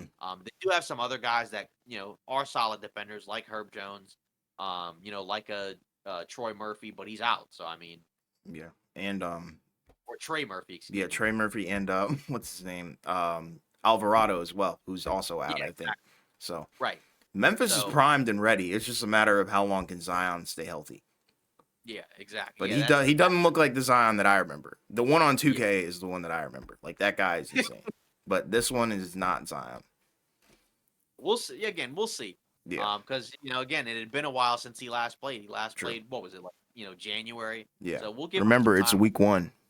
Yeah, exactly. So let the hot takes fly. Yeah. That's always the fun part. Mm-hmm. Um, moving on to some other games, right? Houston, Orlando. Orlando dominated. Houston did not have a great game. But we'll start with Orlando, right? Mm-hmm. Obviously, we had they had a number of guys, kind of come in and steal the show. Franz Wagner with a great game, 19 points, 4 Yeah. rebounds, shoot Phenomenal. 7 from 3. Right, a lot there are people who feel like he's kind of right now the best player. Even Yeah. though Paolo probably has the highest ceiling, which again Mm-hmm. makes sense. He's been in the league for longer. Yep. Had more time, to kind of develop and add on some skill sets. Right, Paolo's still a work in progress, but still Yep. 12 points, 5 rebounds for Paolo. Yep. Wendell Carter Jr., right, chipped in with 8 points, 8 boards. Did shoot 4 of 10, 0 of 2 from 3, but still, I do like Wendell Carter Jr., I think, personally. Mm-hmm. Me Um, too. they had a backcourt where they had Fultz start alongside Jalen Suggs. And this was kind of the interesting thing where we were kind of trying to figure out who's the other guard next to Fultz. And they did choose Jalen Suggs. He was 3 of 12, 2 of 7 from 3. 8 points, 4 rebounds. Still competed defensively, and I think that's kind of where his best strength is, other than Mm-hmm. his athleticism. Fultz, right? 10 points, 2 assists, 3 steals. And then Cole Anthony, right? Newly extended Cole Anthony. 20 points, 8 rebounds, right? That's kind of one of his things. He's a really good rebounder for a Yeah. guy his size. 8 of 12, kind of a microwave score. Gary Harris, right? Chipped in. Joe Ingles, 0 points, 0 of 3, right? But still a veteran presence. Jonathan Isaac came in, right? 11 points, 4 rebounds, 2 blocks, right? So that's also something to kind of think of as well. 2 steals as well, I believe, if I'm not Mm-hmm. mistaken. Yep. And that was kind of something we talked about. Where what is his role on this team? Because he was a former lottery pick, right? I think he was chosen 6th overall, if I'm not mistaken. Yeah. And he's kind of been supplanted by these other forwards that have come in Paolo and Franz. But I think if he can figure out his offensive game a little bit more, there's still a place for him on this roster because he's still a tall, lanky guy that can defend really well, block shots and alter shots, and that really helps Orlando because again, that gives you more size to play around with, a lot more versatility. Um, Anthony Black, right? Played, a little bit. I think it was towards the end of the game, right? Garbage time. So it Yeah. It was seems like 5 minutes. yeah. So it seems like he's probably not going to play as much. They got some guys playing ahead of him. Same with Jet Howard, right? Mm-hmm. So it seems like their lottery picks are going to kind of, I don't want to say necessarily be shelved, but they kind of know the guys that they want to play right now. So like I said, I think Orlando looked really good. I know it was Yeah. against Houston. Who's probably not going to be a great team this year. But if you're Orlando, this is kind of what you're looking to see, where you see like contributions from a number of guys across the board. And again, you're trying to figure out what you have, and so far, I think what they've got a lot of good stuff. Yeah, I think you hit on all the points, and I'm not even going to talk about Orlando because I think you covered all the bases. But with Houston, what a what a nightmare! I mean, this looks eerily similar to last season. They're still doing that AAU mess. Jalen Green, I don't know. I don't even know. I don't want to say Jalen Green's a bust, but he's not looking as explosive as you would want him to be. But that's just my opinion. Jabari Smith didn't play that well. Dylan Brooks, Dylan the villain, he played okay, I guess, if all things considered. Sengun looked okay, but I mean, there's not really a lot to like. I mean, even Asor Thompson, like, or Amon Thompson, excuse me, played very, very, very poor. He hit a minus 34 Yeah, plus minus. So, I mean, I'll let you 27. take it over, but Yeah. this was not good for, Houston. But I did Yeah, love I mean, everything about Orlando. I loved it. yeah, I mean, again, the thing with Houston is I didn't expect them to be a great team. Right. Even though again, you can like the moves that they made. I think the moves were fine, but I still think just talent-wise, they're just not going to be able to compete with a lot of these teams. I Okay. think they'll be feisty. I think they'll be, competitive on some nights, but again, it all comes down to, the growth of these young guys that they got, right? Like Hmm. some of those guys didn't play well, right? Jabari Smith Jr., he really struggled, and this was a guy who looked great in preseason, looked great in the summer league, right? But again, if he's going to look like that, right, then that's going to make it a lot harder for Houston, to be able to win games, right? Jalen Green, right? That's the other guy who was their number two pick a few years ago, right? He was Right. 2 for 10.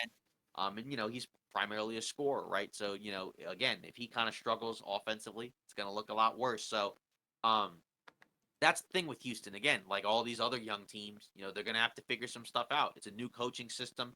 So that's kind of also some other growing pains that we kind of have to think about, right? Because they're going to have to try to basically completely, shift the whole culture of the squad Right. from what it was, in the past to, what they're trying to build. Because again, what we saw in years past was not ideal. So, You're right. hopefully this isn't the trend, right? Because it wasn't a great game. But again, I don't really expect a ton of wins from Houston this season, even though again they're going to try to be competitive because they don't have their pick, and I believe it goes to Oklahoma City. So if they're bad, then Oklahoma City is going to get another top pick. So Yeah. We'll see what happens. yeah, Washington, Indiana. I guess we don't have to spend a whole lot of time on that. Indiana looked great. 143.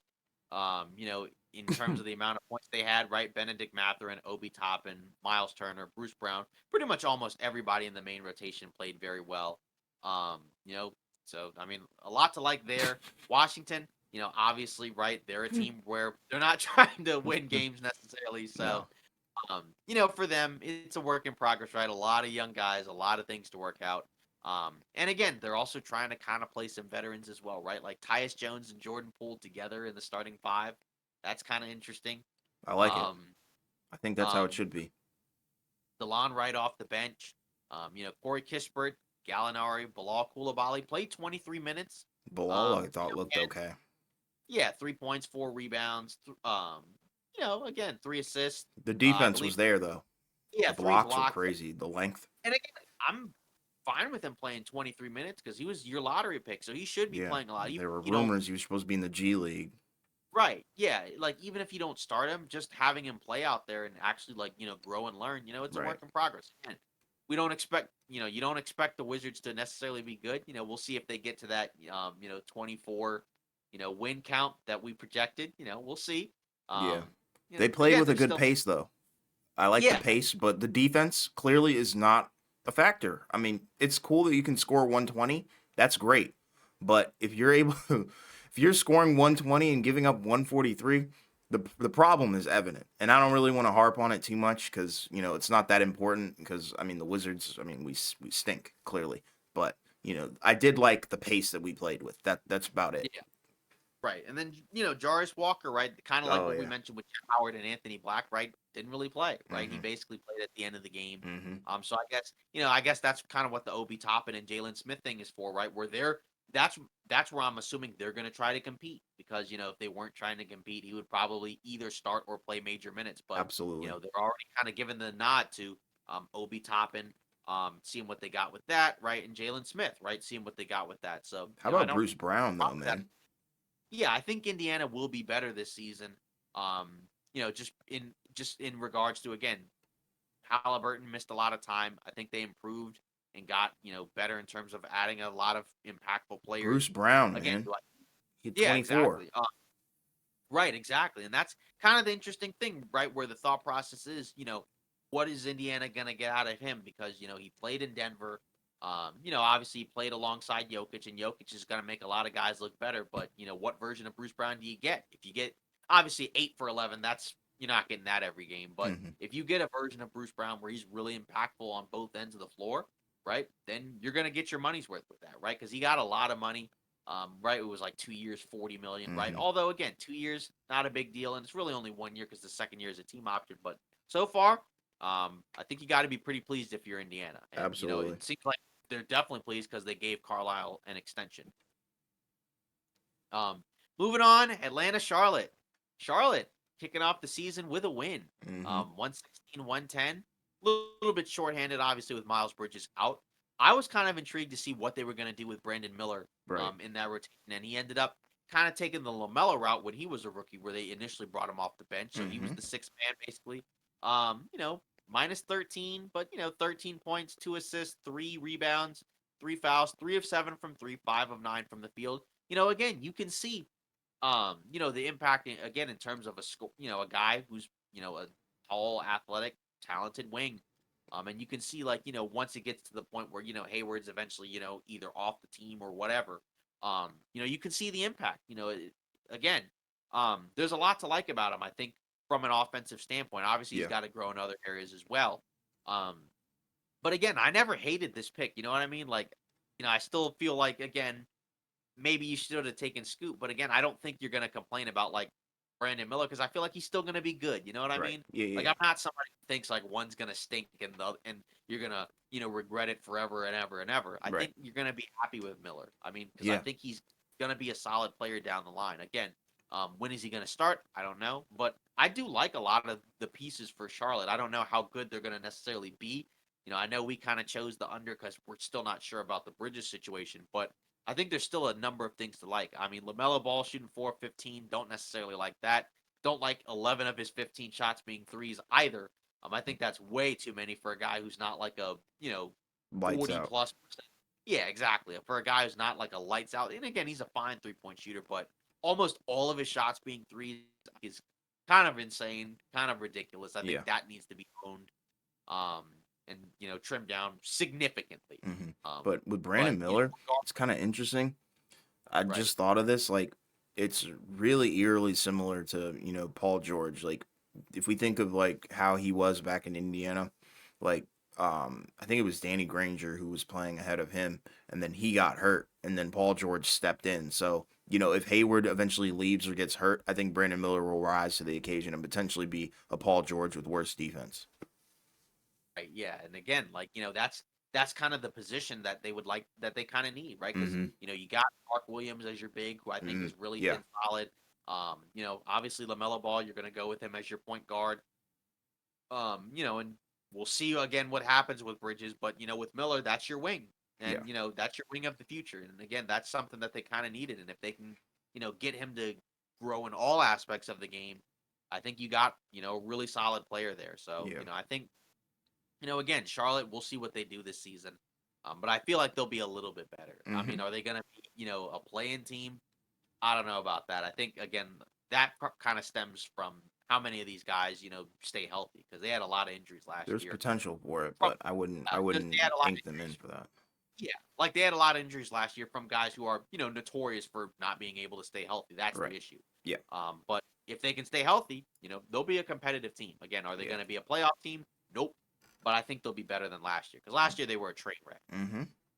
And then Atlanta, kind of disappointed in what I saw from them. Yeah, it was disgusting. Again, yeah, losing to Charlotte, not great. Again, some of that stems from missing a lot of shots. Trey Young and DeJounte Murray going a combined 7 for 28. Right, that's not ideal. Um, but you got to be better than that. 1 of 9 from three for Trey Young, and then 0 of 3 from DeJounte Murray. The 3-point shooting was really awful for Atlanta. Yeah. 17%, 5 of 29. Again, shaking off the rust, I guess, getting the bricks kind of going early as opposed to going later. So we'll see. I feel like Atlanta should still be better. And again, it's game one. But still, like, that's just rough because, like, to start your season off against Charlotte and to lose, I think it's just not great. But it's funny because, this is a team that they have not done well against for whatever reason. Yeah, In you're the right. You're right. regular season at least. I think they played them in the play-in and they did perfectly fine, which makes sense because they have more experienced guys. But I I don't know. It's just weird. Okongwu, right? Played well as their backup big. We'll see if eventually he kind of gets into that starting big spot. because I feel like with him, with his emergence, I feel like that makes Capella a little bit more expendable. Even Hmm. though Capella's a solid player, as well, but I feel like you could probably get something for him just because I think Okongwu is a more versatile defensive I big. agree. Jalen Johnson, I like what I saw from Oh him. I yeah, think there's a lot to like. John Um, Collins replacement. yeah, exactly. Sadiq Bey, right? Fine. DeAndre Hunter, sure. Yeah, that's okay. Mm. Um, but at the same time, I don't know. I feel like I expected more from Atlanta, but at the same time, it is one game, and It's one game, gotta let the one hot week. takes fly. Yeah. Yeah, Um. I'm gonna just chalk that one up to they're just shaking off the rust, if you know what I mean. Yeah. Exactly. Um. You know, and then Clippers, Portland. Um. Again, the Clippers they beat up on Portland. Hmm. Which makes sense. Portland, I think, similar to the Spurs, not trying to compete. I know some people were a little bit higher on Portland. I was not. I just feel like they're very young. Hmm. And they got a lot to learn. Hmm. So I feel like they're just probably just not going to be very good. Scoot, 11 points, 4 assists, 4 turnovers, 5 of 11, 0 of 3 from 3. Right, kind of a, I don't want to say muted debut, obviously, because again, you don't expect a guy to come in and drop 30 and 10 in his debut. But again, I think just like with these other guys, I think you saw things that you'd like, and I think you saw other things where it's a work in progress, right? Jumper, work in progress, but he can get to the rim. Hmm. Um, you know, again, he's got some passing talent, but it's a work in progress because it's a young team. These guys are just playing together because it's not just a rebuilding team, but a very newly put together Hmm. rebuilding team, right? Yep. Again, you just added DeAndre Ayton. Hmm. You just added Robert Williams, right? Shaden Sharp and Anthony Simons, they're going to want their touches, as kind of the, new go-to guys for the squad. Jeremy Grant, right? He's there, making a lot of money. Matisse Thybulle out there for his defense. I mean, even Brogdon, right? Who's on the team where it's like, wow, he's on this team. Yeah. 20 points and 5 assists. So again, like it's a young team, it's rebuilding. There's gonna be guys that are probably gonna move at the deadline. But obviously the focus primarily is on Scoot because he's the guy that, after Lillard, he's the point guard of the future. So what do you think? Yeah, somewhat underwhelming for his debut. And I was one of the people that was a little bit higher on Portland. I had a hot take about them. You guys can go back and watch that.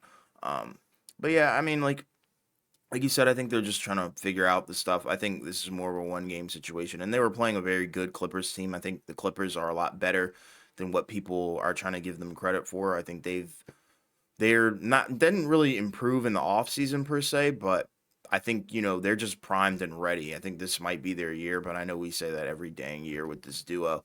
But with Portland, it's interesting. I think they do have a lot of pieces, like you said, Malcolm Brogdon, Robert Williams, Shaden Sharp. There is some talent on this roster. It's just how is it all going to gel together, a month or two from now. I think, it's too early to call it on them, but I will say not impressed with what I saw.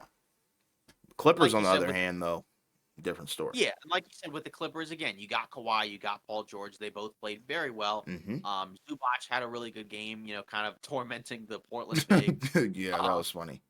yeah, Westbrook, I think, again, we got to Very eat good crow game. on that one, from last year's deadline where we weren't sure whether or not it was going to work out. But he really does fit. Yeah, And it's good to see, again, in year 16, he still looks like an impactful player. starting Um, too. yeah, starting as well. We'll see what happens if they, insert James Harden into that group. We'll Oh see. boy, Um, I think but yeah. again, yeah, but again, I think the lineup makes sense.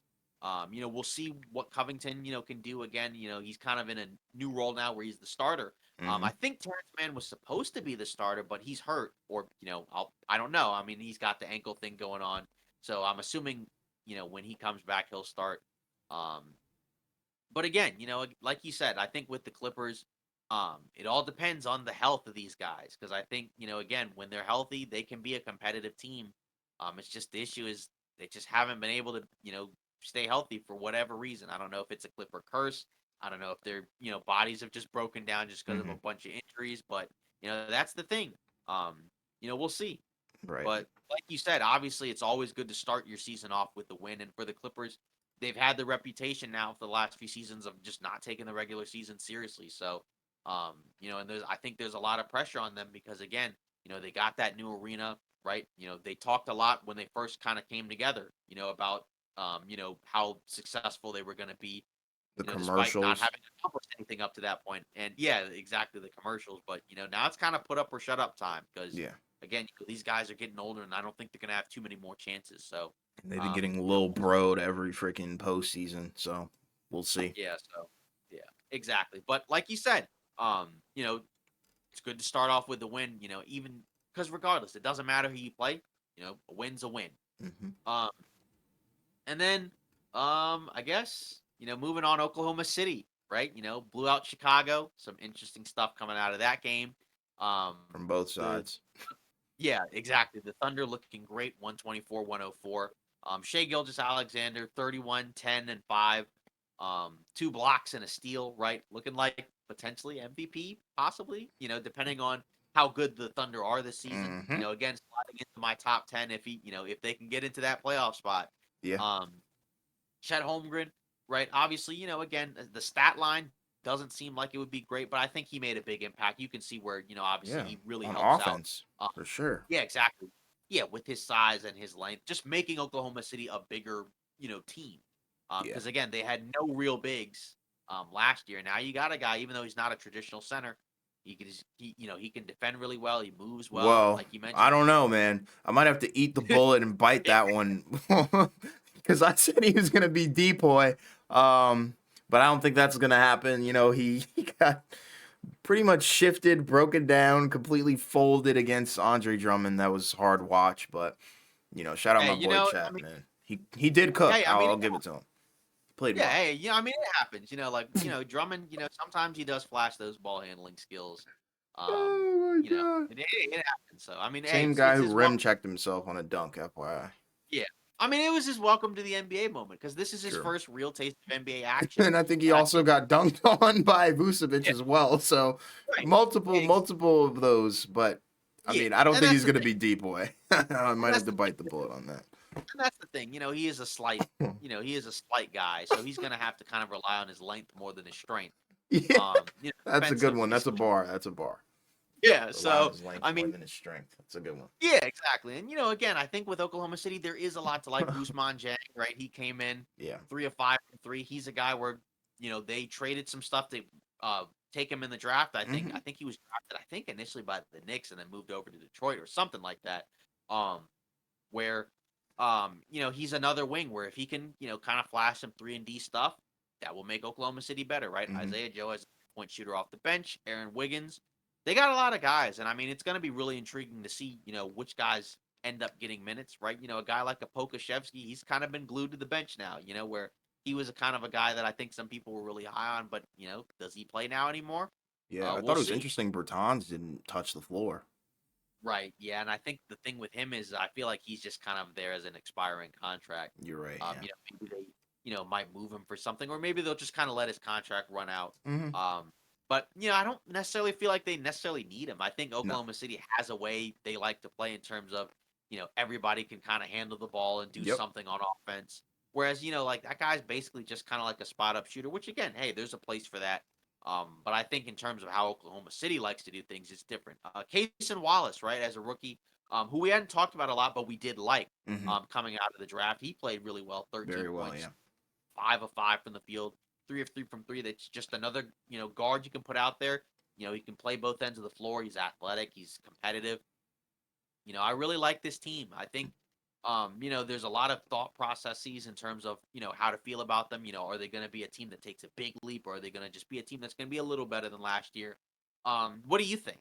Because Hmm. I feel like, Yeah. some people are really high on them where they feel like they could get to like 50 wins and be like, a top 4 seed. And then there's others where it's like, they'll probably be, closer to like that 7-8 spot. Yeah, I'm more on the 7-8 spot, but I'm so high on Shea, like it wouldn't surprise me if he wins them so many games. And then with the addition of, Chet Holmgren, I mean, like the team is coming together. You can obviously see. I mean, most of the guys who started had a pretty positive impact, whether it be offensively or now defensively. Josh Giddey, I thought he played very well. Jalen Williams, I thought played very well as well. So, they have some stuff going on here. Um, but it's just a matter of consistency. I think consistency is the biggest factor in this league now. Like I said with Denver early on in the episode, they've shown that they are the most consistent team. So if OKC can reach, just scratch the surface of, consistency, I think we'll be seeing a very overpowered OKC team in the next year or two. You know. Now, moving Oh on to God. the other team that competed in this Oh game, the God. Chicago Bulls. Um, one Nasty. word. Yeah, they honestly, yeah, one word, nasty. Or I was gonna say bad, but regardless, I mean, Poop.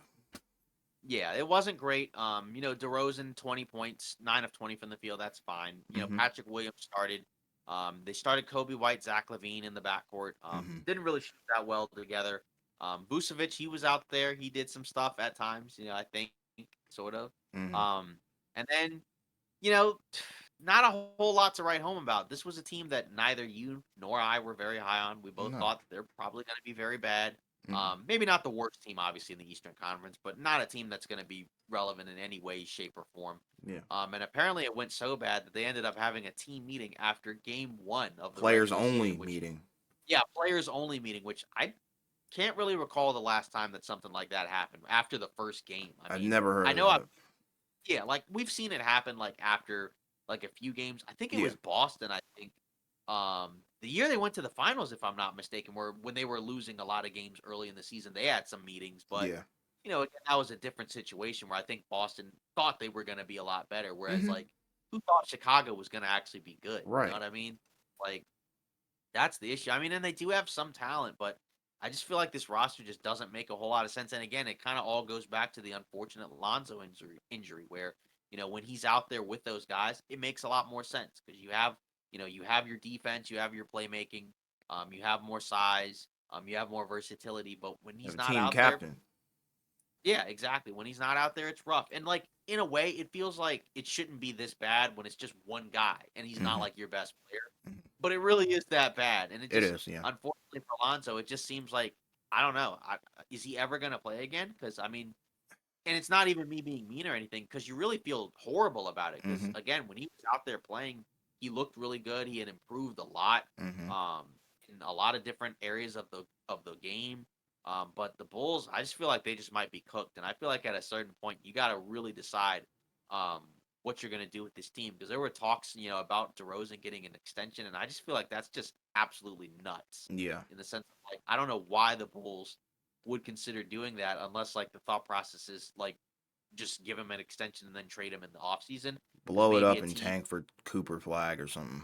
yeah, because maybe like a team may be a little bit more skeptical about trading for him if he's an expiring Yeah. versus if he's got an extension. But then you got to wait longer, so it's like I don't know. I just like I said, neither you nor I were high on this team, and I Mm-mm. think with a team meeting or players only meeting one game into the season, like I don't know, something's going on in there. And they had some weird things going on last season as well. I just feel like again, there's probably just a lot of guys just not happy that they're losing because they came in probably expecting to be more competitive, and then Yeah. injuries happen, and it just hasn't worked out, and it sucks because when they were healthy, they were really good.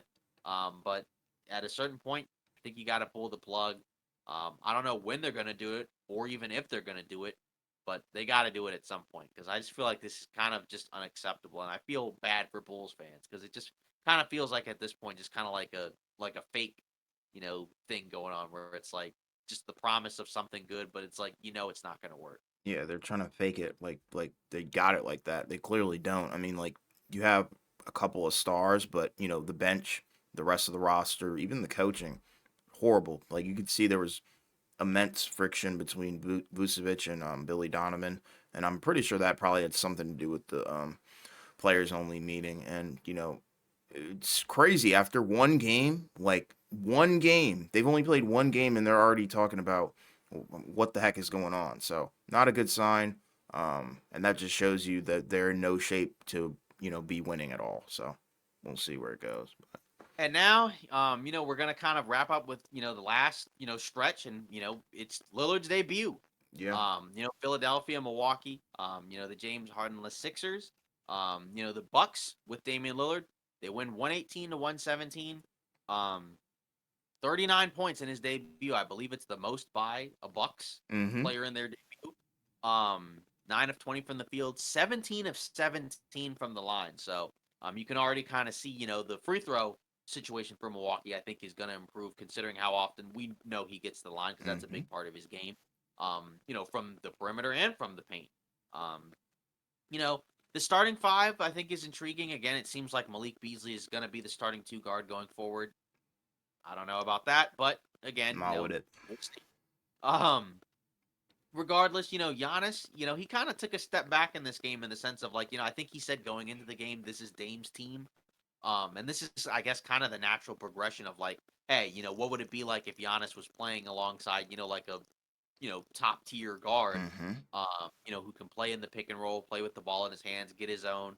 And again, you kind of saw, I think, like we mentioned with those other teams in the West, a lot of the good, and the bad in the sense of like, areas where it makes a lot of sense and areas where you can see there's a work in progress. I think offensively, you saw a lot, obviously, with Lillard, his explosiveness, his ability to score off the dribble, his ability to get to the rim. I think an underrated aspect was the fact that, he can run the second unit with Giannis off the floor. So Yeah. you can, because he can get his own, and I think that's going to help, especially because now you don't have to, see your offense completely crater when Giannis is, That's when not they out looked the there. best when Giannis wasn't on the floor, but Lillard was, the number one guy, Right. Yeah, and and again, it adds a lot more explosiveness to their offense on the perimeter. When they get stops, Lillard can get out in transition. He can pull up, or kick it out to somebody, and I think that'll help them play a little bit faster because Mm-hmm. they're, they were kind of even with Giannis, before they were still a relatively slow paced offensive Right. team, just because they got a lot of older guys that don't really run. Mm-hmm. Um, the guy I'm kind of looking at, again, is Chris Middleton. 6 points, 2 steals, 4 assists, right? 2 of 5. I know he, I think this is pretty much like his first real action, basically. I mean, Mm-hmm. since we saw him in the playoffs, Yeah. didn't really play a whole lot in the preseason, if at all. I don't think he Looked a did. little bit, yeah, looked a little bit heavier to me.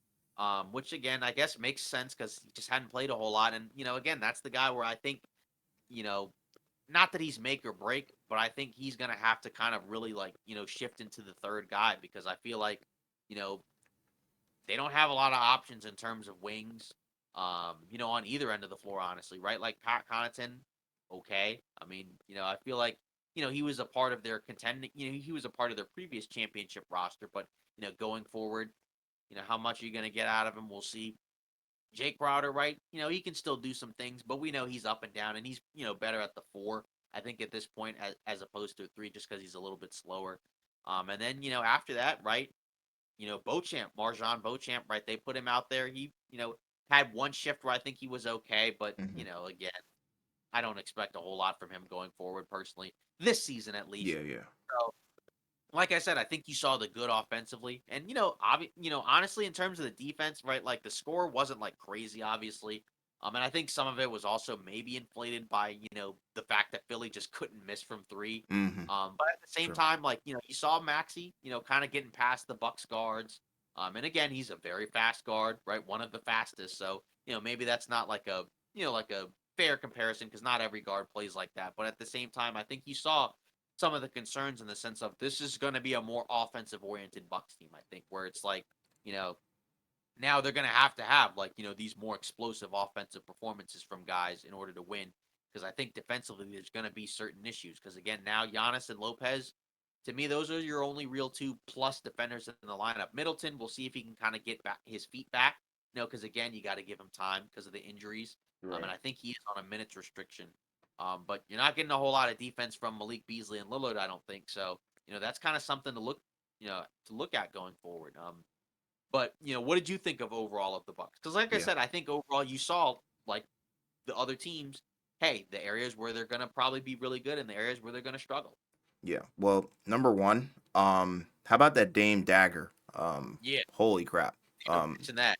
yeah, that's the number one thing that I'm looking at is really the Bucks have never had that closer, that certified bucket getter outside of Giannis, the guy who's really gonna close these games, and it was born with the clutch gene. Like we know what Lillard is capable of, and it's kind of interesting that Giannis did make his statement of this is now Dame's team. It's very Hey, interesting, but I think the fit is really really nice on offense. I like the double-headed snake attack. It's just nice, but defensively it is a worrisome somewhat, but I feel like Philly does have some explosive players and they have an interesting attack, They have Tobias Harris who's a who can get a bucket pretty much from all three levels. And then Embiid is obviously Embiid, but then Tyrese Maxey seems like he's taking the leap. It's been one game, but he seems like he's taking a huge leap in terms of what he can do. So the only issue I had really was just them giving up so many points to goddamn Kelly Oubre. But it is what it is. But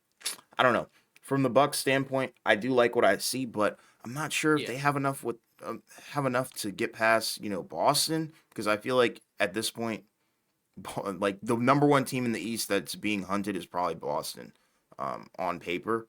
But I think the Bucks do have just as big of a target on their back as well. I think people will be coming for both of these teams, but it all depends on the consistency. Can they Right. do this night in and night out? Are they going to be able Yeah. to rely on Lillard every single night? Is Giannis going to maybe play better? I think if Giannis plays better and strays away from the three ball, I think they can blow teams out. And he just goes to the rack aggressively. But we'll see what happens. I did like And what I saw though. yeah, and again, it's the first game, Yeah. real regular Mhm. season game. So I think he was gonna look a little bit clunky at times. Mhm. Right? Like Giannis had 7 turnovers, Mhm. um, and was 10 of 22, 3 of 9 from the line. Like that's not gonna happen every game because Right. again, they didn't play a whole lot in preseason. They played some, but still it's a new experience for these guys. And I think that's kind of the theme of a lot of these teams is that a lot of these teams have a lot of new pieces coming in that where it's going to take some time for them to catch up and kind of figure some stuff out because but you got to figure it out on the fly. The Eastern Conference teams I think will have a little bit more leeway because the Eastern Conference is weaker, Mhm. but still like if you're Milwaukee again, like you know who are the guys that you're going to end up closing with? Obviously, who's the fifth guy, right? You know what I mean? Because obviously, like you got Lillard, Giannis, those guys are going to close every game. I'm Yeah. assuming Middleton will, especially once he gets his legs under him. And Lopez is a starter, so he'll probably close for the most part, right? Is Malik Beasley going to close? I mean, he played 31 minutes, so I feel like he's kind of, you know, the other off guard, which again in a vacuum, I guess, kind of makes sense just because he doesn't really need the ball and he's primarily a 3-point shooter. It's just Mhm. again, I think you'd like somebody a little bit better defensively, and then Right. the other guys, right? Like Cameron Payne. Is he really going to be your backup point guard? I mean, he only played like 9 minutes, but nah, I mean, I don't necessarily love that. Um, Marjon Beauchamp, right? 16 minutes. Pat Connaughton, 20 minutes. Jake Crowder, 26 minutes. I mean, again, Boston's not necessarily deep either, but I feel like but I think like from 1 to 6, I feel like the Boston grouping is probably better. Mhm.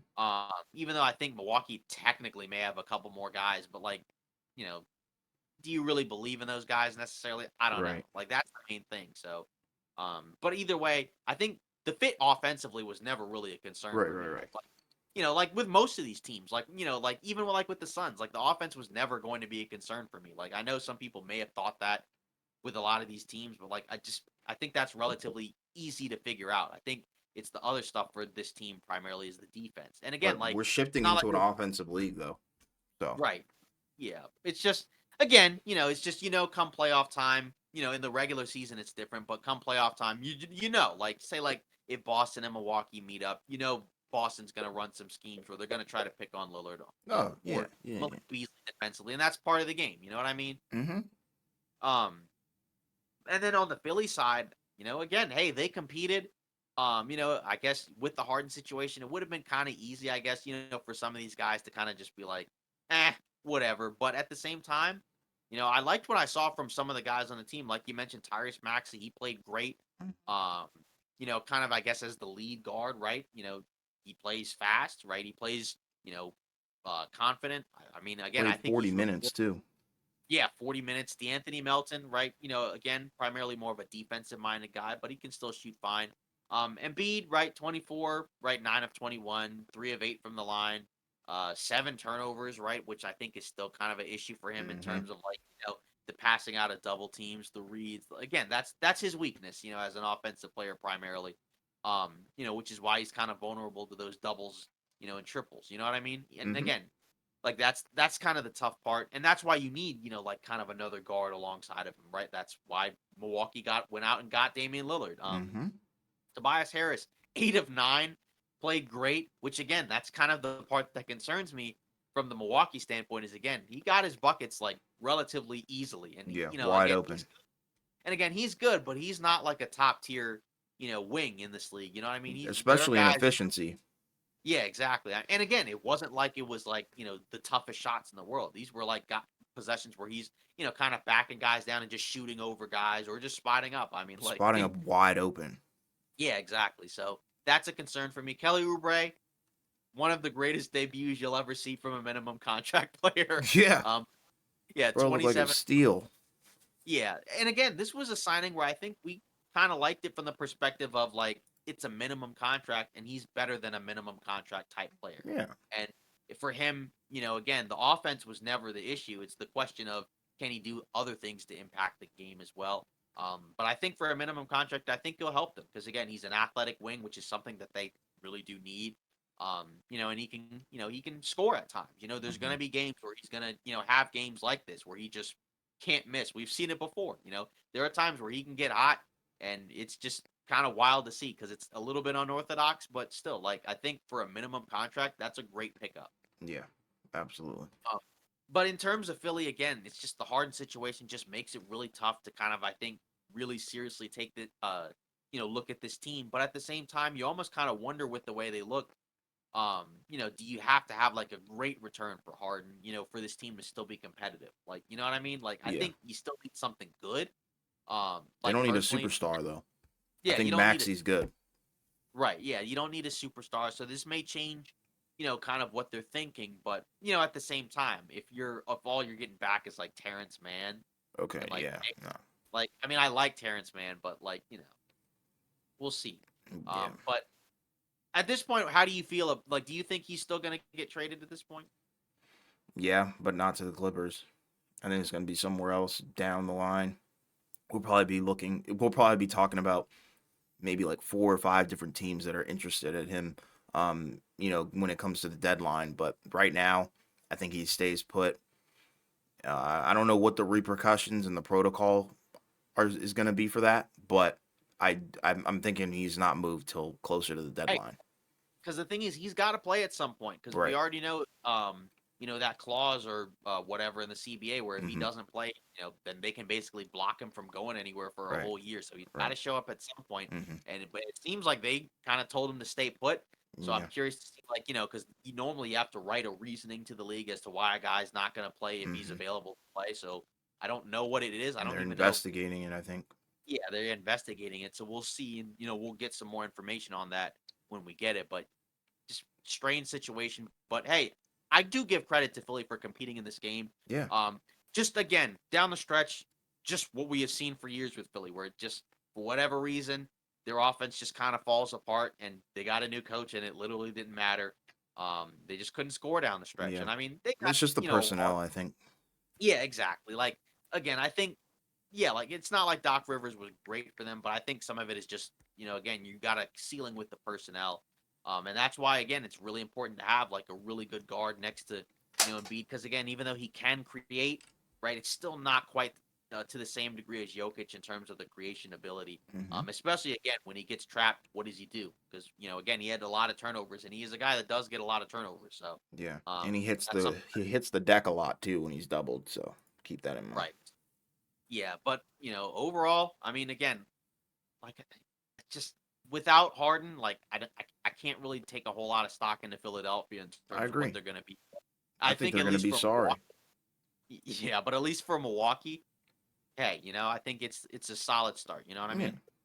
Good game. And the score really, really should have been, it shouldn't have been a 1 point game because That was that was a I was wild three, bro. Like yeah, at the end, I I think it was Melton who hit the three. It was yeah. just like, okay, you cut it to one. Like, okay. Yeah, I went in kind of expecting Milwaukee to win the game, and it was a lot more competitive than I expected. They were up early Uh, though, but they yeah, just pooped. They pooped out. They pooped out. yeah, it was back and forth early. Then Milwaukee went on like a run to kind of like put them way up, and then they Yeah. just kind of. But then like Philly kind of hung around. Then they got back in it, had a brief lead late, and then just couldn't close. And I mean, Right. yeah, they got a raw deal with some weird calls, but at the same time, again, this is what we see of Philly a lot. Like we're just for whatever reason, they just have stretches where it just everything just kind of goes kaput. Mm-hmm. Um, and normally you usually see it in the playoffs, not so much in the regular season. But Right. did you see a difference in Nick Nurse's offense compared to Doc Rivers? I mean, I think some of it just has to do with like without Harden, you're just playing faster. But did you see like more movement and just other types of I sets and mean, things for Embiid? What did you see? from what I saw, it was same thing, same old thing, really. I mean, like you said, the main difference was pacing, and I think that's because of Maxi. But with Embiid, it was a lot of one-on-one, post up, ISO, or he takes the mid range. But they did a good job, I think, defensively scheming for him and making him uncomfortable in terms of Milwaukee. I thought they did a great job making Embiid uncomfortable, like you said, with the turnovers. But I mean, I feel like you can only blame the coach so much. Like Doc wasn't great, um, but at some point, the personnel is only capable of so many things. Like some Right, teams just can't run what other teams can do. Like if you look at Denver, no other team can run what Denver can run because of their personnel. Like right. Philly, it seems like they're trying to replicate that, and it's not going to work. I mean, in Yeah, terms it of doesn't. Yeah, in terms of Embiid doing what Jokic can do, no. I think with the other guys on the team, yeah, like I think PJ Tucker could be somewhat of an Aaron Gordon where he crashes the boards and hits corner threes and stuff like that. Obviously, nowhere near as athletic or young. also To much older. Yeah, Yeah, and Tobias Harris could be, that Michael Porter Jr. where he's just cashing threes. We see that tonight.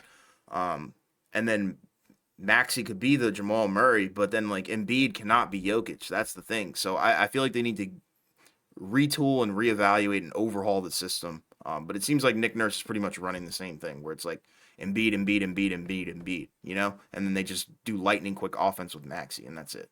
But I don't know. I didn't like what I saw. Like the proof is in the pudding. Yeah, it was a competitive game, but in my opinion, if you watch the full game, you'll understand what I'm talking about. yeah, because there were moments where like you could just see Milwaukee just kind of just like overwhelm them. But Yeah, again, you know, hey, they ended up getting it close. So good game though. yeah. Um. So we're doing this last one or what? Yeah, yeah, We're yeah. doing this. Okay. Okay. Sorry. Sorry. No, you're I good. was just looking at it because I see it's like 3:30 I and I know, was I just know, like, I know, I know. yeah, but it's okay. It's okay. All right. Yeah. So I got. All right, All right. cool. So now I guess yeah, that's hilarious. We were initially gonna just gloss over some of them, but I think we literally did every single one. Except for Sacramento, but we don't care about them.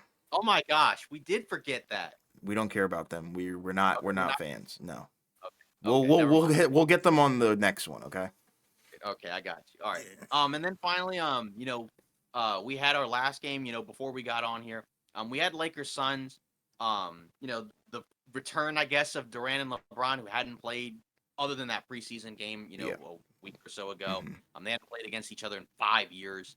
Um, Kind of disappointed in the sense that I was disappointed to see before the game that Booker and Mm-hmm. Beal were both out, and I think that's a real story going forward in terms of how many games are these guys going to play because there's Mm-hmm. already kind of a report that Booker might miss a few more games, at least a couple more. I think they said they need to get an MRI. Beal, I don't know. I mean, did they say he's going to be Bro, back next game? I don't know, but let me just go on a little spiel here. Hmm. As a Wizards fan and Beal being a former Wizards player, this is nothing new. He will miss time like for the smallest thing ever. When COVID was happening, I think he was in and out of COVID protocols every single week. And I was like, so you're telling me this guy catches COVID every week? Or like, even like outside of COVID. Like like beyond that, it was always something. So I mean, like this is nothing new. Don't expect Beal to play, a lot of games. You probably won't see the trio play a lot of games in total in general, but come playoff time, hopefully they'll be locked in. But yeah, I mean, I don't know. I don't know what the report is on Beal. I know they listed him as like precautionary for a back issue that we didn't even know he had. Like, come on, Yeah, man. I Sometimes it think gets a bit much. I think the issue initially kind of stemmed from the leak because initially, like, there was so much talk this season about, hey, you're not going to be able to rest guys or Hmm. multiple guys without getting fined. So I Hmm. think the main issue was like, in that first Warriors game, there was a leak where it was like, oh, he's out against the Warriors. He's disappointed that he wasn't able to play. It was Hmm. precautionary, but he'll be back against the Lakers. Right. He didn't play. Yeah, they listed Um, them as doubtful like for the yeah, entire day, and then out of nowhere, like I think it was like an hour or two before the game, just no, you're not playing. Neither of yeah. you are touching the floor. It's like, okay, well, what was the point of that? Because Yeah, in my but opinion, I think they would have won this game if both of them were healthy. Just saying.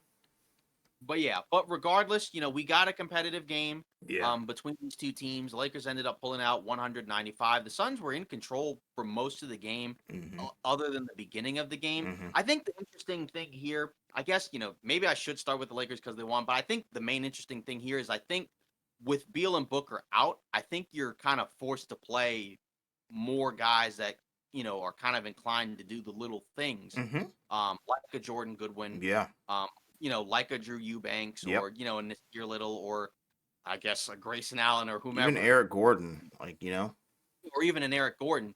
And I think that again, like I said with the Warriors Suns game, I think for the Suns, they're gonna have to find some guys to play. That can do those type of things. Because with Beal and Booker out there, you're not going to be able to play those guys necessarily. Hmm. Like you're not going to be able to play Jordan Goodwin Right. most of the game Right. if Beal and Booker are out there. Just because again, they play basically the same position, and I think it'd be really hard to play those two Hmm. out there. I think um, it's hard for me to like seriously take a lot from the matchup just because again there was so much going on in terms Right. of the two guys not playing, and it's game one of Right. this matchup. It's like in the preseason, different because again it's preseason. Hmm. But I think, like I said, I think you can kind of see the difference in terms of like, what these two teams are good at, what they do. Obviously, with the Suns, it's the pull-up shooting, it's the scoring, Hmm. and with the Lakers, it's the rim attack, right? Because Hmm. again, you saw with the Lakers the whole game, they could not buy a shot from the outside, Seventeen despite percent. despite It's signing crazy. despite signing a bunch of guys who are supposed to be good shooters. Hmm. Um, but at the end of the day, right, when it's money time, you go with LeBron and AD to close the game with the pick and roll, with them being able to attack the rim. And this matchup for like Nurkic, right? This is a matchup where I think it's kind of rough for him, right? Because Hmm. unlike a Kevon Looney, Looney's not going to put as much pressure on you Hmm. offensively. Obviously, he can crash the offensive glass. And he's a good passer, in terms of the dribble handoffs, but he's not AD in terms of just, being able to attack. And that's kind of the thing with Nurkic, right? Where it's like there's going to be games I think where he plays well, and there's going to be other matchups where it's not going to work, and you're probably going to have to go with Eubanks. Even Right. Eubanks, I think it was a little bit of a struggle, which is why they tried Durant at the five. Yeah, Um, that didn't go too well. which I think we talked about in terms of that's something that Phoenix in the playoffs is probably going to have to do more of, Hmm. because I just don't necessarily, even though I think those guys are okay for the regular season, I don't trust Nurkic and Eubanks come playoff time just because again, just I don't really feel like they have the reputation for that against certain teams. And Bobo's Um, not gonna play, so yeah, no point. and the Durant at five thing was intriguing because again, it made you, I guess, more mobile, switchy defensively, but it also made you a lot more vulnerable. He didn't have any It weight on him. AD Yeah, it also manhandled him. it made Phoenix a lot more vulnerable on the boards. And again, I think playing Durant at center is just not ideal. It's just like I don't necessarily like LeBron playing the five Yeah, I unless it's agree. against like a really, really small lineup. Like they tried that against Denver when Jokic was off the floor, and it got them back into the game. And that makes sense because when Hmm. Jokic is off the floor, they're going to be small. Right. But if you're playing LeBron, I think against like a normal center, I don't think that makes a whole lot of sense because you're probably just not going to have a lot of rebounding. I thought it was interesting in this game how they chose to close the game with Christian Wood.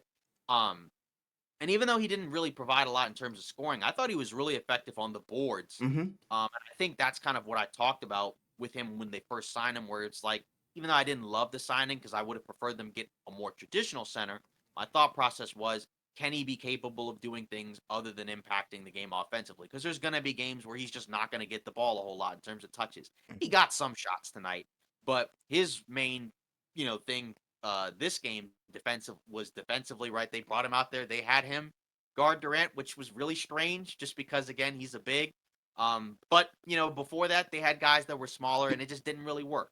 Yeah. Just because again, you can't really put like a small guy that's not physical on Durant. You know what I mean? Hmm. Like we've seen small guys that are, athletic or physical kind of bother Durant, but just a regular small guy, this is not going to work. Right. Um, but you would also think a Christian Wood wouldn't necessarily work either because he's not like a super, switchy mobile guy. I But he guess has normally, I guess, length. not, yeah, it's the length, which is kind of, I guess, important. But that's kind of the main thing here is that like it was just kind of just a strange game because again, it was like such an awful offensive performance, which I expected from Phoenix because they were missing guys. Hmm. Um, but again, with the Lakers, it was just so weird to see so many missed threes.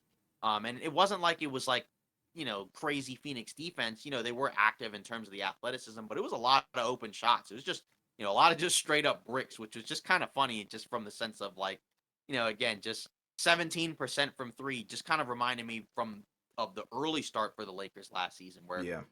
they were horrible shooting the three, but it made Yeah. sense because they had a lot of bad outside shooters, right? You had like Russell Westbrook. I think who else was out there? It was like Dennis Schroeder, right? Lonnie Walker, right? Who ended up shooting okay from three, but still, right? Patrick Beverly had a horrible stretch. LeBron had a horrible stretch. Everybody was bad from three. So it kind of reminded me of that. And also, it was just kind of interesting how the LeBron minutes restriction was just abandoned. Yeah. like, Yeah. That was interesting. but it was kind of like what was saying, in the sense of like, it's a minutes restriction, so you're gonna go over that sometimes, because we've seen it like with some guys where like they're coming back from an injury and like the team's trying to win the game, so they'll have them play a little bit longer. But I don't know. Like I said, it's kind of like what I thought, where it's like I just don't see how it's like gonna realistically make a whole lot of sense against every team, because I just think like in general, like you need him out there, if he's gonna play. Like Hmm. it's one thing if he's like already gonna be out and just not gonna play, you're Hmm. already prepared for that. But I Yeah. think, just again, it's kind of a lot to kind of put together, because you're still kind of retooling, in the sense of, say, like Gabe Vincent, right? He didn't play at all in preseason pretty much because he had a bad back. And he played 35 minutes. And I thought he hustled on the defensive end. He just couldn't knock down shots. Um, so I can see some of the value there, but it's a lot of retooling. And I think, like I said, I think the continuity aspect, I think I overvalued a little bit, because, you still have a lot of guys that you got to have to figure out, you know, what their role is, right? Because again, we kind of expected Max Christie to play more. Instead, it's Cam Reddish, who I think, again, against guards, I think that's fine for him to defend guards, but I think against forwards, absolutely not. Just because I think he doesn't have like the strength to be able to do that. Because say like again, he was the guy guarding Durant, and I don't think it was a coincidence that, once he was on Durant was when he got going, because he actually kind of struggled early on in the game Hmm. when they had other guys, who again may not have had the size of Cam Reddish, but had a little bit more strength and physicality to them, you know. But once they kind of put Reddish on him was where he got going, and once they had put more traditional length on him, it made more sense. So just kind of a weird game, and just not a whole lot of takeaways from me, because it's just, again, I need to see these Phoenix guys play, and when are they going to play? Because that's kind of the thing that I just don't understand is because again, they seemed relatively healthy in the preseason. I know the Booker injury, I think they said, came against Golden State, and he just kind of clutched it out just so they could win the game. Yeah. But Beal, where did the back injury come from? Because I don't I even know. think it was I'm from. telling you, they just pulled it out of their buttocks. Like that was the dumbest thing that I've read in a long time. Like I don't know where that came from, but they're saying it's a precautionary thing. So who knows? It may not even be real. think it's. I mean, I think it's real. It's just like, I'm telling you, you I, never know. Same yeah, guy who caught COVID like every single week. yeah, but that's the main thing. So, kind of going back to Phoenix, which guys do you think, in terms of like the minimum contract guys, do you feel like should probably get more minutes? Because again, I think, like I said, with Vogel and the coaching staff, they're going to have to figure out like which guys ultimately are going to play, Hmm. a role in this team. Because I think for Eric Gordon, just because he's a veteran and he can shoot, that makes sense. Eubanks as the backup center, he's your only real backup center that can probably play. But what other guys, like, because again, Grayson Allen, I feel like he's been kind of just mediocre, I think. He's But just again, been he's there. starting. Like, you know what I mean? Like, if he comes off the bench, maybe he'll be better. But I don't know. I don't know about him. Like, I Yeah. just feel like he's probably just not a guy that you really want on a playoff team. Yeah. But I could be wrong, because in fairness, he started for Milwaukee, and he won't start for Phoenix. If he's on the team, Heck has no. the Yeah. big. Especially if Beal and Booker are healthy. But I mean, I guess I would probably just look at Bol. You got to take a chance on him, I think. And Jordan Goodwin as well. I think Jordan Goodwin needs to see some more minutes because he's more of the scrappy kind of guy, and he played with the Wizards, so I'm more familiar with his game. Um, like you said, he's down to do the dirty work. He'll get the steals, he'll get the rebounds, he'll get the assists. He may not score a whole bunch, but he'll be there for you. But I really want to commend both Kevin Durant and Anthony Davis were bouncing back because they had some subpar Yeah. debuts, but this was more of a bounce back game for both of them. KD put up 39 points and then AD with a monster 30 points. So both of them were playing very well, I thought, and then obviously LeBron James doing his thing. So overall, I Yeah, thought this and was a very entertaining game. I thought Phoenix was in the, commanding area of the game pretty much the entire time. I was like, okay, well that's pretty wild. And then the Lakers kind of just turned on the Jets in the fourth quarter. So Durant, he moved up past Elijah right on the yeah, that's all-time another thing. Yeah, so he's 12th, four. I think, right? I think it was either 13th. I think it might be Okay. 13th now, but I could be completely wrong. Okay.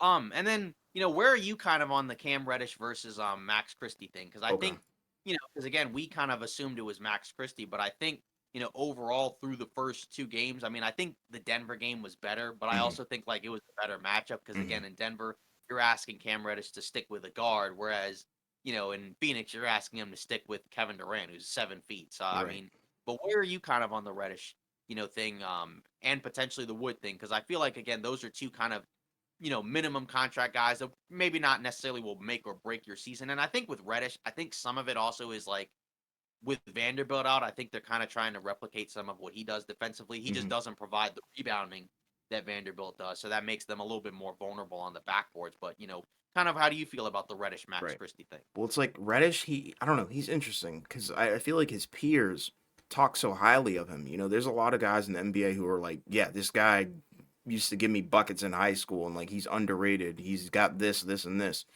I So I think in don't. his draft class, he was looked at as the guy who would be like amongst his peers the best player That's what I'm in the saying. 5 years from that draft point. Yeah. That was the So the Trey Young draft, right? yeah. So So I don't know what happened along the way. Maybe he just hasn't been in the right systems, but I think you got to give him a shot, and why not split it between the two? I know it's hard because you also have Rui Hachimura as well, and then Prince as well. So Torian Prince, who I thought played well against Denver, but not against this team. But yeah, in general, I feel like there's a lot to there's a lot to do here, but I don't know. I feel like you got to give Christie some minutes at some point. I think it'll come later in the season. I think once they see what Reddish can do, and what he has left, they'll probably move to Christie and make a decision from there. But with the Christian Wood thing, I kind of see why he's kind of floated around. It seems like he tends to wave guys off. Um, he likes to score, and that was kind of one of the yeah, things where I'm not sure about right. the signing, but I did like the rebounding effort. In Yeah. fairness, I think he is a good defensive rebounder, Hmm. which I think is something that they're going to need, especially if Vanderbilt continues to be out with whatever this heel Right. thing is. Right. Yeah, but waving guys off, like D'Lo's wide open on the 3 point. Granted, D'Lo has not been playing very well at all, so rightfully so. And then waving off AD. I don't think he waved off Braun, but he waved off a decent amount of, the starters. I was like, whoa, okay. I see why he might float around a little bit. But overall, I mean, I do like the construction of this Lakers team. I'm just not sure how far it'll go. I mean, I don't want to overreact and say they're the fakers, but I don't know. They could be a fraudulent team, but at the end of the day, we just have to see how how healthy LeBron and AD are going to be. I think that Yeah, the success of this team depends on how healthy these two those two guys guys. are. Yeah, Yeah. exactly. Yeah, it's just like the Suns, right? The Yes. success for them is going to depend on how healthy are those three guys, Hmm. and can they, like LeBron and AD, stay healthy for basically 6 weeks because Right. that's the playoff, essentially, from start to finish in terms of a finals run. So, Right. and again, like that's kind of the same for a lot of other teams, right? Where like they're relying on some guys, like Boston, you're not relying on that for Tatum because he's very durable, but Hmm. Porzingis, if you want him to be a big part of your roster, which clearly he is, he's going to have to stay healthy. Yeah. For the Warriors, right? You're relying on some guys, that are older and have some injury histories as well, right? Like same with some of these other teams. I mean, like with Denver, you don't have to worry about that, because Jokic don't normally doesn't miss time, right? He's very durable. And Jamal Murray, he's coming off of, an ACL injury, but now he's in an off season where he was healthy. So, hopefully he doesn't have another injury. So you don't have to worry about that quite as much. Hmm. Um, with them. But yeah, I think just in general with a lot of these teams, outside of Denver, I think it's a work in progress because like you can just clearly see with a lot of these teams, they kind of have to figure out what they have, where guys are going to play, when they're going to play, and the schemes. Because like say like with Phoenix, like they showed in a little blurb, in the game, there was like 8 new guys on added to the roster, right? Like, and that's very difficult, I think, to be able to turn a roster around like that and kind of figure out things right away, especially Right. with guys being in and out of the lineup as well, guys that you're relying on. Mhm. And again, like even with the Lakers, who I thought would have some continuity advantages, right? They're working some other guys in there as well, right? Because it's like, say like a Jackson Hayes, right? He's played a little bit, right, but not a whole lot. Christian Wood, he's played. Cam Reddish was a guy I didn't think was going to play at all because he didn't look very good in the preseason, but he also barely played in the preseason too because he was hurt. Right. And again, like even like a Gabe Vincent, I saw barely anything from him because he had a bad back. Mhm. In the preseason. So, I think with a lot of these teams, kind of like what I said before, again, Warriors, Suns, Lakers, Bucks, even the Bucks and the Celtics, right? Who we look at as being very good as well, and potentially, maybe in the tier closer to Denver. It's a work in progress where a lot of these teams, it's the first game where they're playing a lot of new guys and they got to figure some stuff out. And, Yeah. uh, you know, their ceilings, maybe high, maybe championship worthy, but I think, like you said, with Denver, they definitely have the edge in terms of there's nothing they really have to do in terms of like extra stuff. They can pretty much play their way every game, Mhm. um, and not have to change a whole lot. Obviously they got some, bench things to work out, but the starting five is pretty much set. Like there's Yeah. not really anything major that they have to tweak or adjust. Mhm. It's pretty much just kind of maintain and just stay healthy. I think that's a good spot to be in, and an ideal spot to be in, where you don't have to change as much. Because Yeah. ideally, if you're trying to win a championship, you don't want to have to like shift over a whole lot, over the course of the season. You kind of want to be able to go from start to finish relatively steady, and that's usually what you tend to see with some championship teams. A lot of times where it's like, there's very few up and down moments. Um, where, usually from start to finish, it's a pretty smooth ride, right? Like if you go back for, the last several seasons, a lot of those teams that won the title, you saw early on, they looked really, really, really good, right? Like, the Warriors the year before when they won the title, they started the year off, in a similar spot with Phoenix. Mhm. Phoenix ended up winning 60 whatever games, but Right. Golden State was right there until they had their injuries, right? Right. Milwaukee was kind of different, right? Because the playoffs were a little bit weird, but still, right? Like they looked pretty good.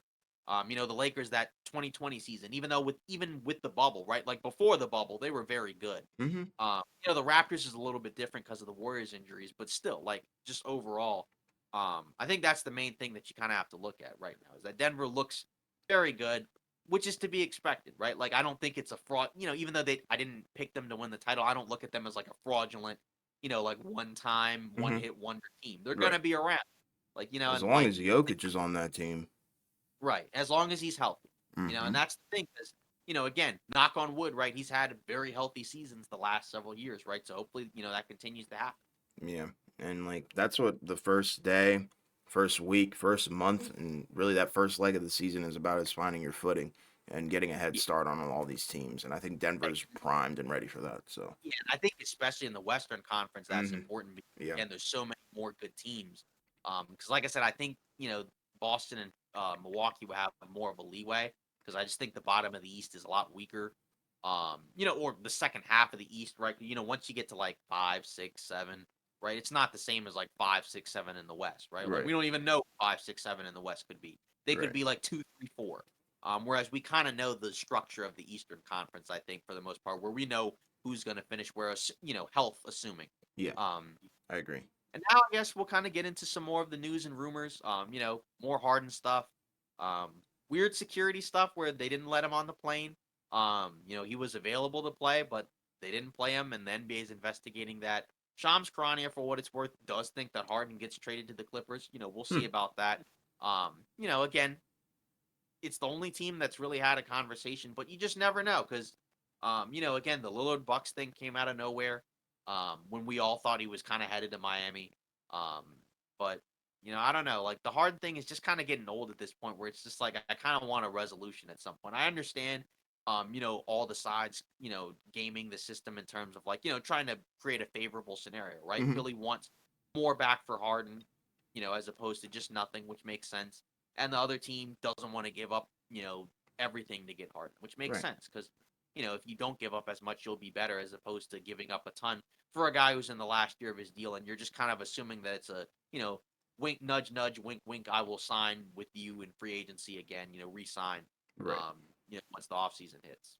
Yeah, I don't even really know what to make of it. I've heard so many things. I've heard the Clippers have pulled out of the trade talks. I've heard that they're all in. So I don't even know. It's just been a whole mess of like a cluster mess of just drama, and we've been dealing with this for months now, praying and hoping that he just gets traded so we don't even have to talk about, the Yeah, rumors anymore, and we can get down to business and we can see him hoop because that's all I really care about is seeing him play. right. Yeah, because he's still a good player. Like, I Yeah, know he's definitely still, a major problem, but I think he's still, an effective player at this point. major problem. That's a good one. Yeah. Yeah, we got a problem, Houston, but this time it's in Philly. Um, Exactly. um, you know, DeRozan not close on an extension. Again, we already talked about that with the Bulls thing. I don't really want to talk about the Bulls, but it is something, relevant, I guess, in the sense of, I don't understand it. Like the only explanation I can think of is he's on the last year of his deal, and so maybe another team, if they were to trade for him, would be more comfortable trading for him on an extension as Hmm. opposed to like, oh, maybe we don't want to give up a ton for him in the last year of his deal. I don't know, but like if the Bulls are extending him with the expectation of keeping him, I don't understand that from the Bulls' perspective. I get it from DeRozan because of the money, Yeah. because how much will he get, after this season? We'll see. I mean, I'm assuming, he's still really good, so he'll still get something. But at the same time, I don't know. Yeah. Bulls need to blow it up. Tank for Cooper Flag. I'm telling you, that's their only thing. Like, that's the only thing they can do. Um, Are they going to be bad enough though to get the number one pick? Cooper might not even go number one though. You never know. Oh yeah, yeah, that's fair. But who knows? I mean, like I don't want to speak on Cooper Flag too early because he is a high schooler still. But in terms of like the Bulls, I mean that's how bad their future is looking. Like I don't know. I just don't have any trust and belief in it, and it mainly stems from the Lonzo situation. Prayers for that. Hope he's back on. He does get back on the court, obviously. But I Right. mean, DeRozan, like he's good, but I mean he could go somewhere else and do a lot better. I feel like. I mean, in Chicago, I don't know. They're not a winning team. They're not gonna win. They're not gonna do anything in the East. They're not even probably gonna make the playoffs. So I mean, come on now. We just got to be realistic. Yeah, they're not going to make the They got playoffs. players meetings after game one. Yeah. It's done. Um. Yeah. The Suns lose a second round pick, so I guess the situation was, I guess, they, did some stuff with Eubanks, I guess, before they technically were able to. So they lost their second round pick from Denver in 2024. Okay. I mean, that's all I can really say is okay. I mean, I know that they're in a weird spot where they don't really have too much of a future, but they did gain some second round picks, so losing that does help. Or losing that does hurt, excuse me. Sorry, it's like 4 o'clock for us. But yeah, not not good. I don't know. That's all I can really say is just not good. You never want to see a team really lose a pick, but at the same time, kind of knocking yourself on the head for that one because it's like you were tampering with Drew Eubanks and that sacrifice a pick. Really? Come on, man. I mean, Yeah, I don't like know. That might just be I'm me. sure he would have signed there anyways. That's my point. Like, what was the point of tampering? But it is what it is. Yeah. Pacers extend Rick Carlisle. Don't have an issue with that. I think I he's done like that. a solid job with Indiana. Hmm. They're building something there. They look really good. Again, they're going to be an entertaining team. Playoff success probably not going to be a whole lot, but either way, that again, it's a rebuild. And I think they've kind of turned that franchise around in terms of like they've built like a really exciting team. That Halliburton trade, I think, really did do wonders for them. I didn't think it was Um, gonna work, but good God, that thing is masterful. I mean, they're good. Indiana's actually good now. Yeah, and that was a team where when we talked about the over under, I was kind of over on them where I thought like they could probably win some more games. I don't think they'll win like a bajillion more than the over under. I think it was like at 38, Hmm. 39. They'll probably win like in the low 40s. Right. Maybe like 43, 44, but still like, hey, like this is a fun team, I think. I think this is Yeah. a team that, is one of those league pass teams, I think, where, Yeah. if you can catch them on league pass, please do. Yeah. They're not elite, but they're good. Yeah. And then after this last thing, just the number of extensions, from some of the guys. First off, Giannis, 3 years, 186. Big Makes deal. sense, right? The Lillard trade, I think, kind of sealed the deal. We talked about it in the offseason where I was like, yeah, I think Giannis and the Bucks are kind of on the clock because they need to kind of figure out something. I know last year you kind of had a fluky situation with the injury, but still, um, something was awry. And I think it makes sense that, hey, you got Lillard. That's the guy Giannis really wanted, at different points. And now he has him, and now he's kind of rewarding Milwaukee for getting him by signing that extension. So, Right. again, you have a relatively limited window, I think, just given the age of the overall core outside of Giannis. But to have him locked up for, several more seasons, right? Because again, this is an extension, and the extension I don't think kicks in for another couple years, right? Hmm. So I And then mean, he'll be eligible back for another one in 2028. So they did the exactly. construction on this really well. Right. So exactly. So the fact that you got, your main core guys locked up for a while, that's good. And Hmm. after that, again, it'll be interesting to see, like, let's say 2, 3 seasons down the line, what it looks like. Because again, Middleton and Lopez, they're getting a little bit older, especially Lopez, I think. How much longer is he going to continue to be their starting center? But Right. either way, this is, I think, the ideal situation if you're Milwaukee, because I think you made a change to your roster that could potentially, help you win a title, and you got to keep Giannis long term. And I think, having the confidence from your superstar, your best player, your franchise guy, that you made a move that will keep him happy there. I mean, you can't complain about that. Yeah. Um, Moving on, Josh Green, 3 years, 41. Again, that's the guy for Dallas, right? The guard forward. I Hmm. like him. Me too. He's a good athlete, does a lot of different things. Didn't start, which again I was surprised by, but maybe Should be. just yeah, I guess they were just more comfortable with closing with him. I don't know, but um, again, not like a ton of money. And I think that was kind of the for most of these, aside from one which we'll get to in a moment, that was kind of the theme with a lot of these extensions where they were overall like, pretty solid deals, I think, in terms of like these could potentially be like absolute steals. Like, I Yeah. think the Onyeka Okongwu one for Atlanta, I think that's a really good one. As well, pretty much. I think it was about 4 years, 62 million or whatever, right? So Hmm. basically like 13, 15, Yeah. whatever. I mean, like Cheap. that's really cheap. I mean, again, for a guy that, can do a lot of different things. Yeah. Cole Anthony, which we talked about with Orlando, 3 years, 39 million. I think that's perfectly fine. I agree. Again, just again, I'm curious what the guard situation will be with Orlando because I think one of those guys is going to have to be moved. And it seems like it could be Suggs, but I don't necessarily know for sure because they are starting him. So maybe they're Yeah. trying to see what they got, but I don't think they're going to keep all those guards because you Yeah. got again Fultz, Suggs, Cole Anthony, right? And then now you just drafted Anthony Black and Jet Howard, who I feel like is probably like a guard, like 2, 3. Yeah. So I'd probably assume it's either going to be. I think Fultz is in a contract year, so he's in a contract so year, they might just let Fultz walk. I highly doubt that though, but it would be interesting to see them trade. Jalen Suggs. right? Because I think Fultz is good. So I Me mean, I too. He's on see. the I come don't up. Yeah, I don't really see a reason to just let him walk. Hmm. Maybe if you can't come to some type of term, maybe you trade him. I don't know, but Right. we'll. But I'm a big fan of his. Me I'm too. really I'm a glad big to see. time fan. Yeah, I'm really glad to see him kind of like rehabilitate himself. Again, did he live up to being the number one pick? Not necessarily, but he's a good player. In the sense of like, He's on the way back. I don't think he's going to be a franchise changer, but a great point guard. I think can start for a lot of teams, and he's from my yeah, area, so I gotta support him. yeah. Aaron Neesmith, 3 years, 33 million for Indiana, right? That's fine with me. I Hmm. mean, that was a guy that Boston drafted. Didn't really pan out necessarily for Boston, but in Indiana, I think he's fit, really well with what they want to do. They want guys that can put up a lot of threes, that can switch and defend fine, and I think he fits in with them. And Yeah. it's good to see because again, he struggled in Boston. I think, also had some, I think, injury issues as well, but he's bounced back, and it seems like he's found a home. Okay. Yeah. I don't have a problem with that. Yeah. Yeah. And then Jaden McDaniels for Minnesota, right? This was the big one. Five Hmm. years, 136. This was more than I thought, but I still don't have a problem with it at Yeah. all. I like it. Again, yeah, terrific, two-way guy, a lot of length. Still very young, should look to grow. It puts Minnesota in a real interesting financial situation. So I feel like at some point that means they're going to have to probably do something with this roster. But um, again, you extended Edwards and you extended McDaniels and you brought back Nas Reed. Those are some core guys I think that Yeah. should be around for the long haul, especially Edwards and McDaniels, because those I think are kind of two pillars of your team.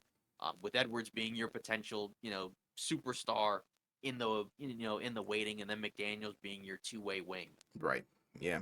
I mean, I feel like Minnesota is kind of just trying to contend, see what they've got, and then if something doesn't pan out, then they'll probably make a move. If this season's a wash, they're moving on from somebody. Right, exactly. Yeah, that's how I look at it. But Hmm. again, it starts, I think, with Edwards, and then from that part, from that point downwards, right? Again, like guys like Towns, Yeah. Gobert, McDaniel. McDaniel's is a big part of this team.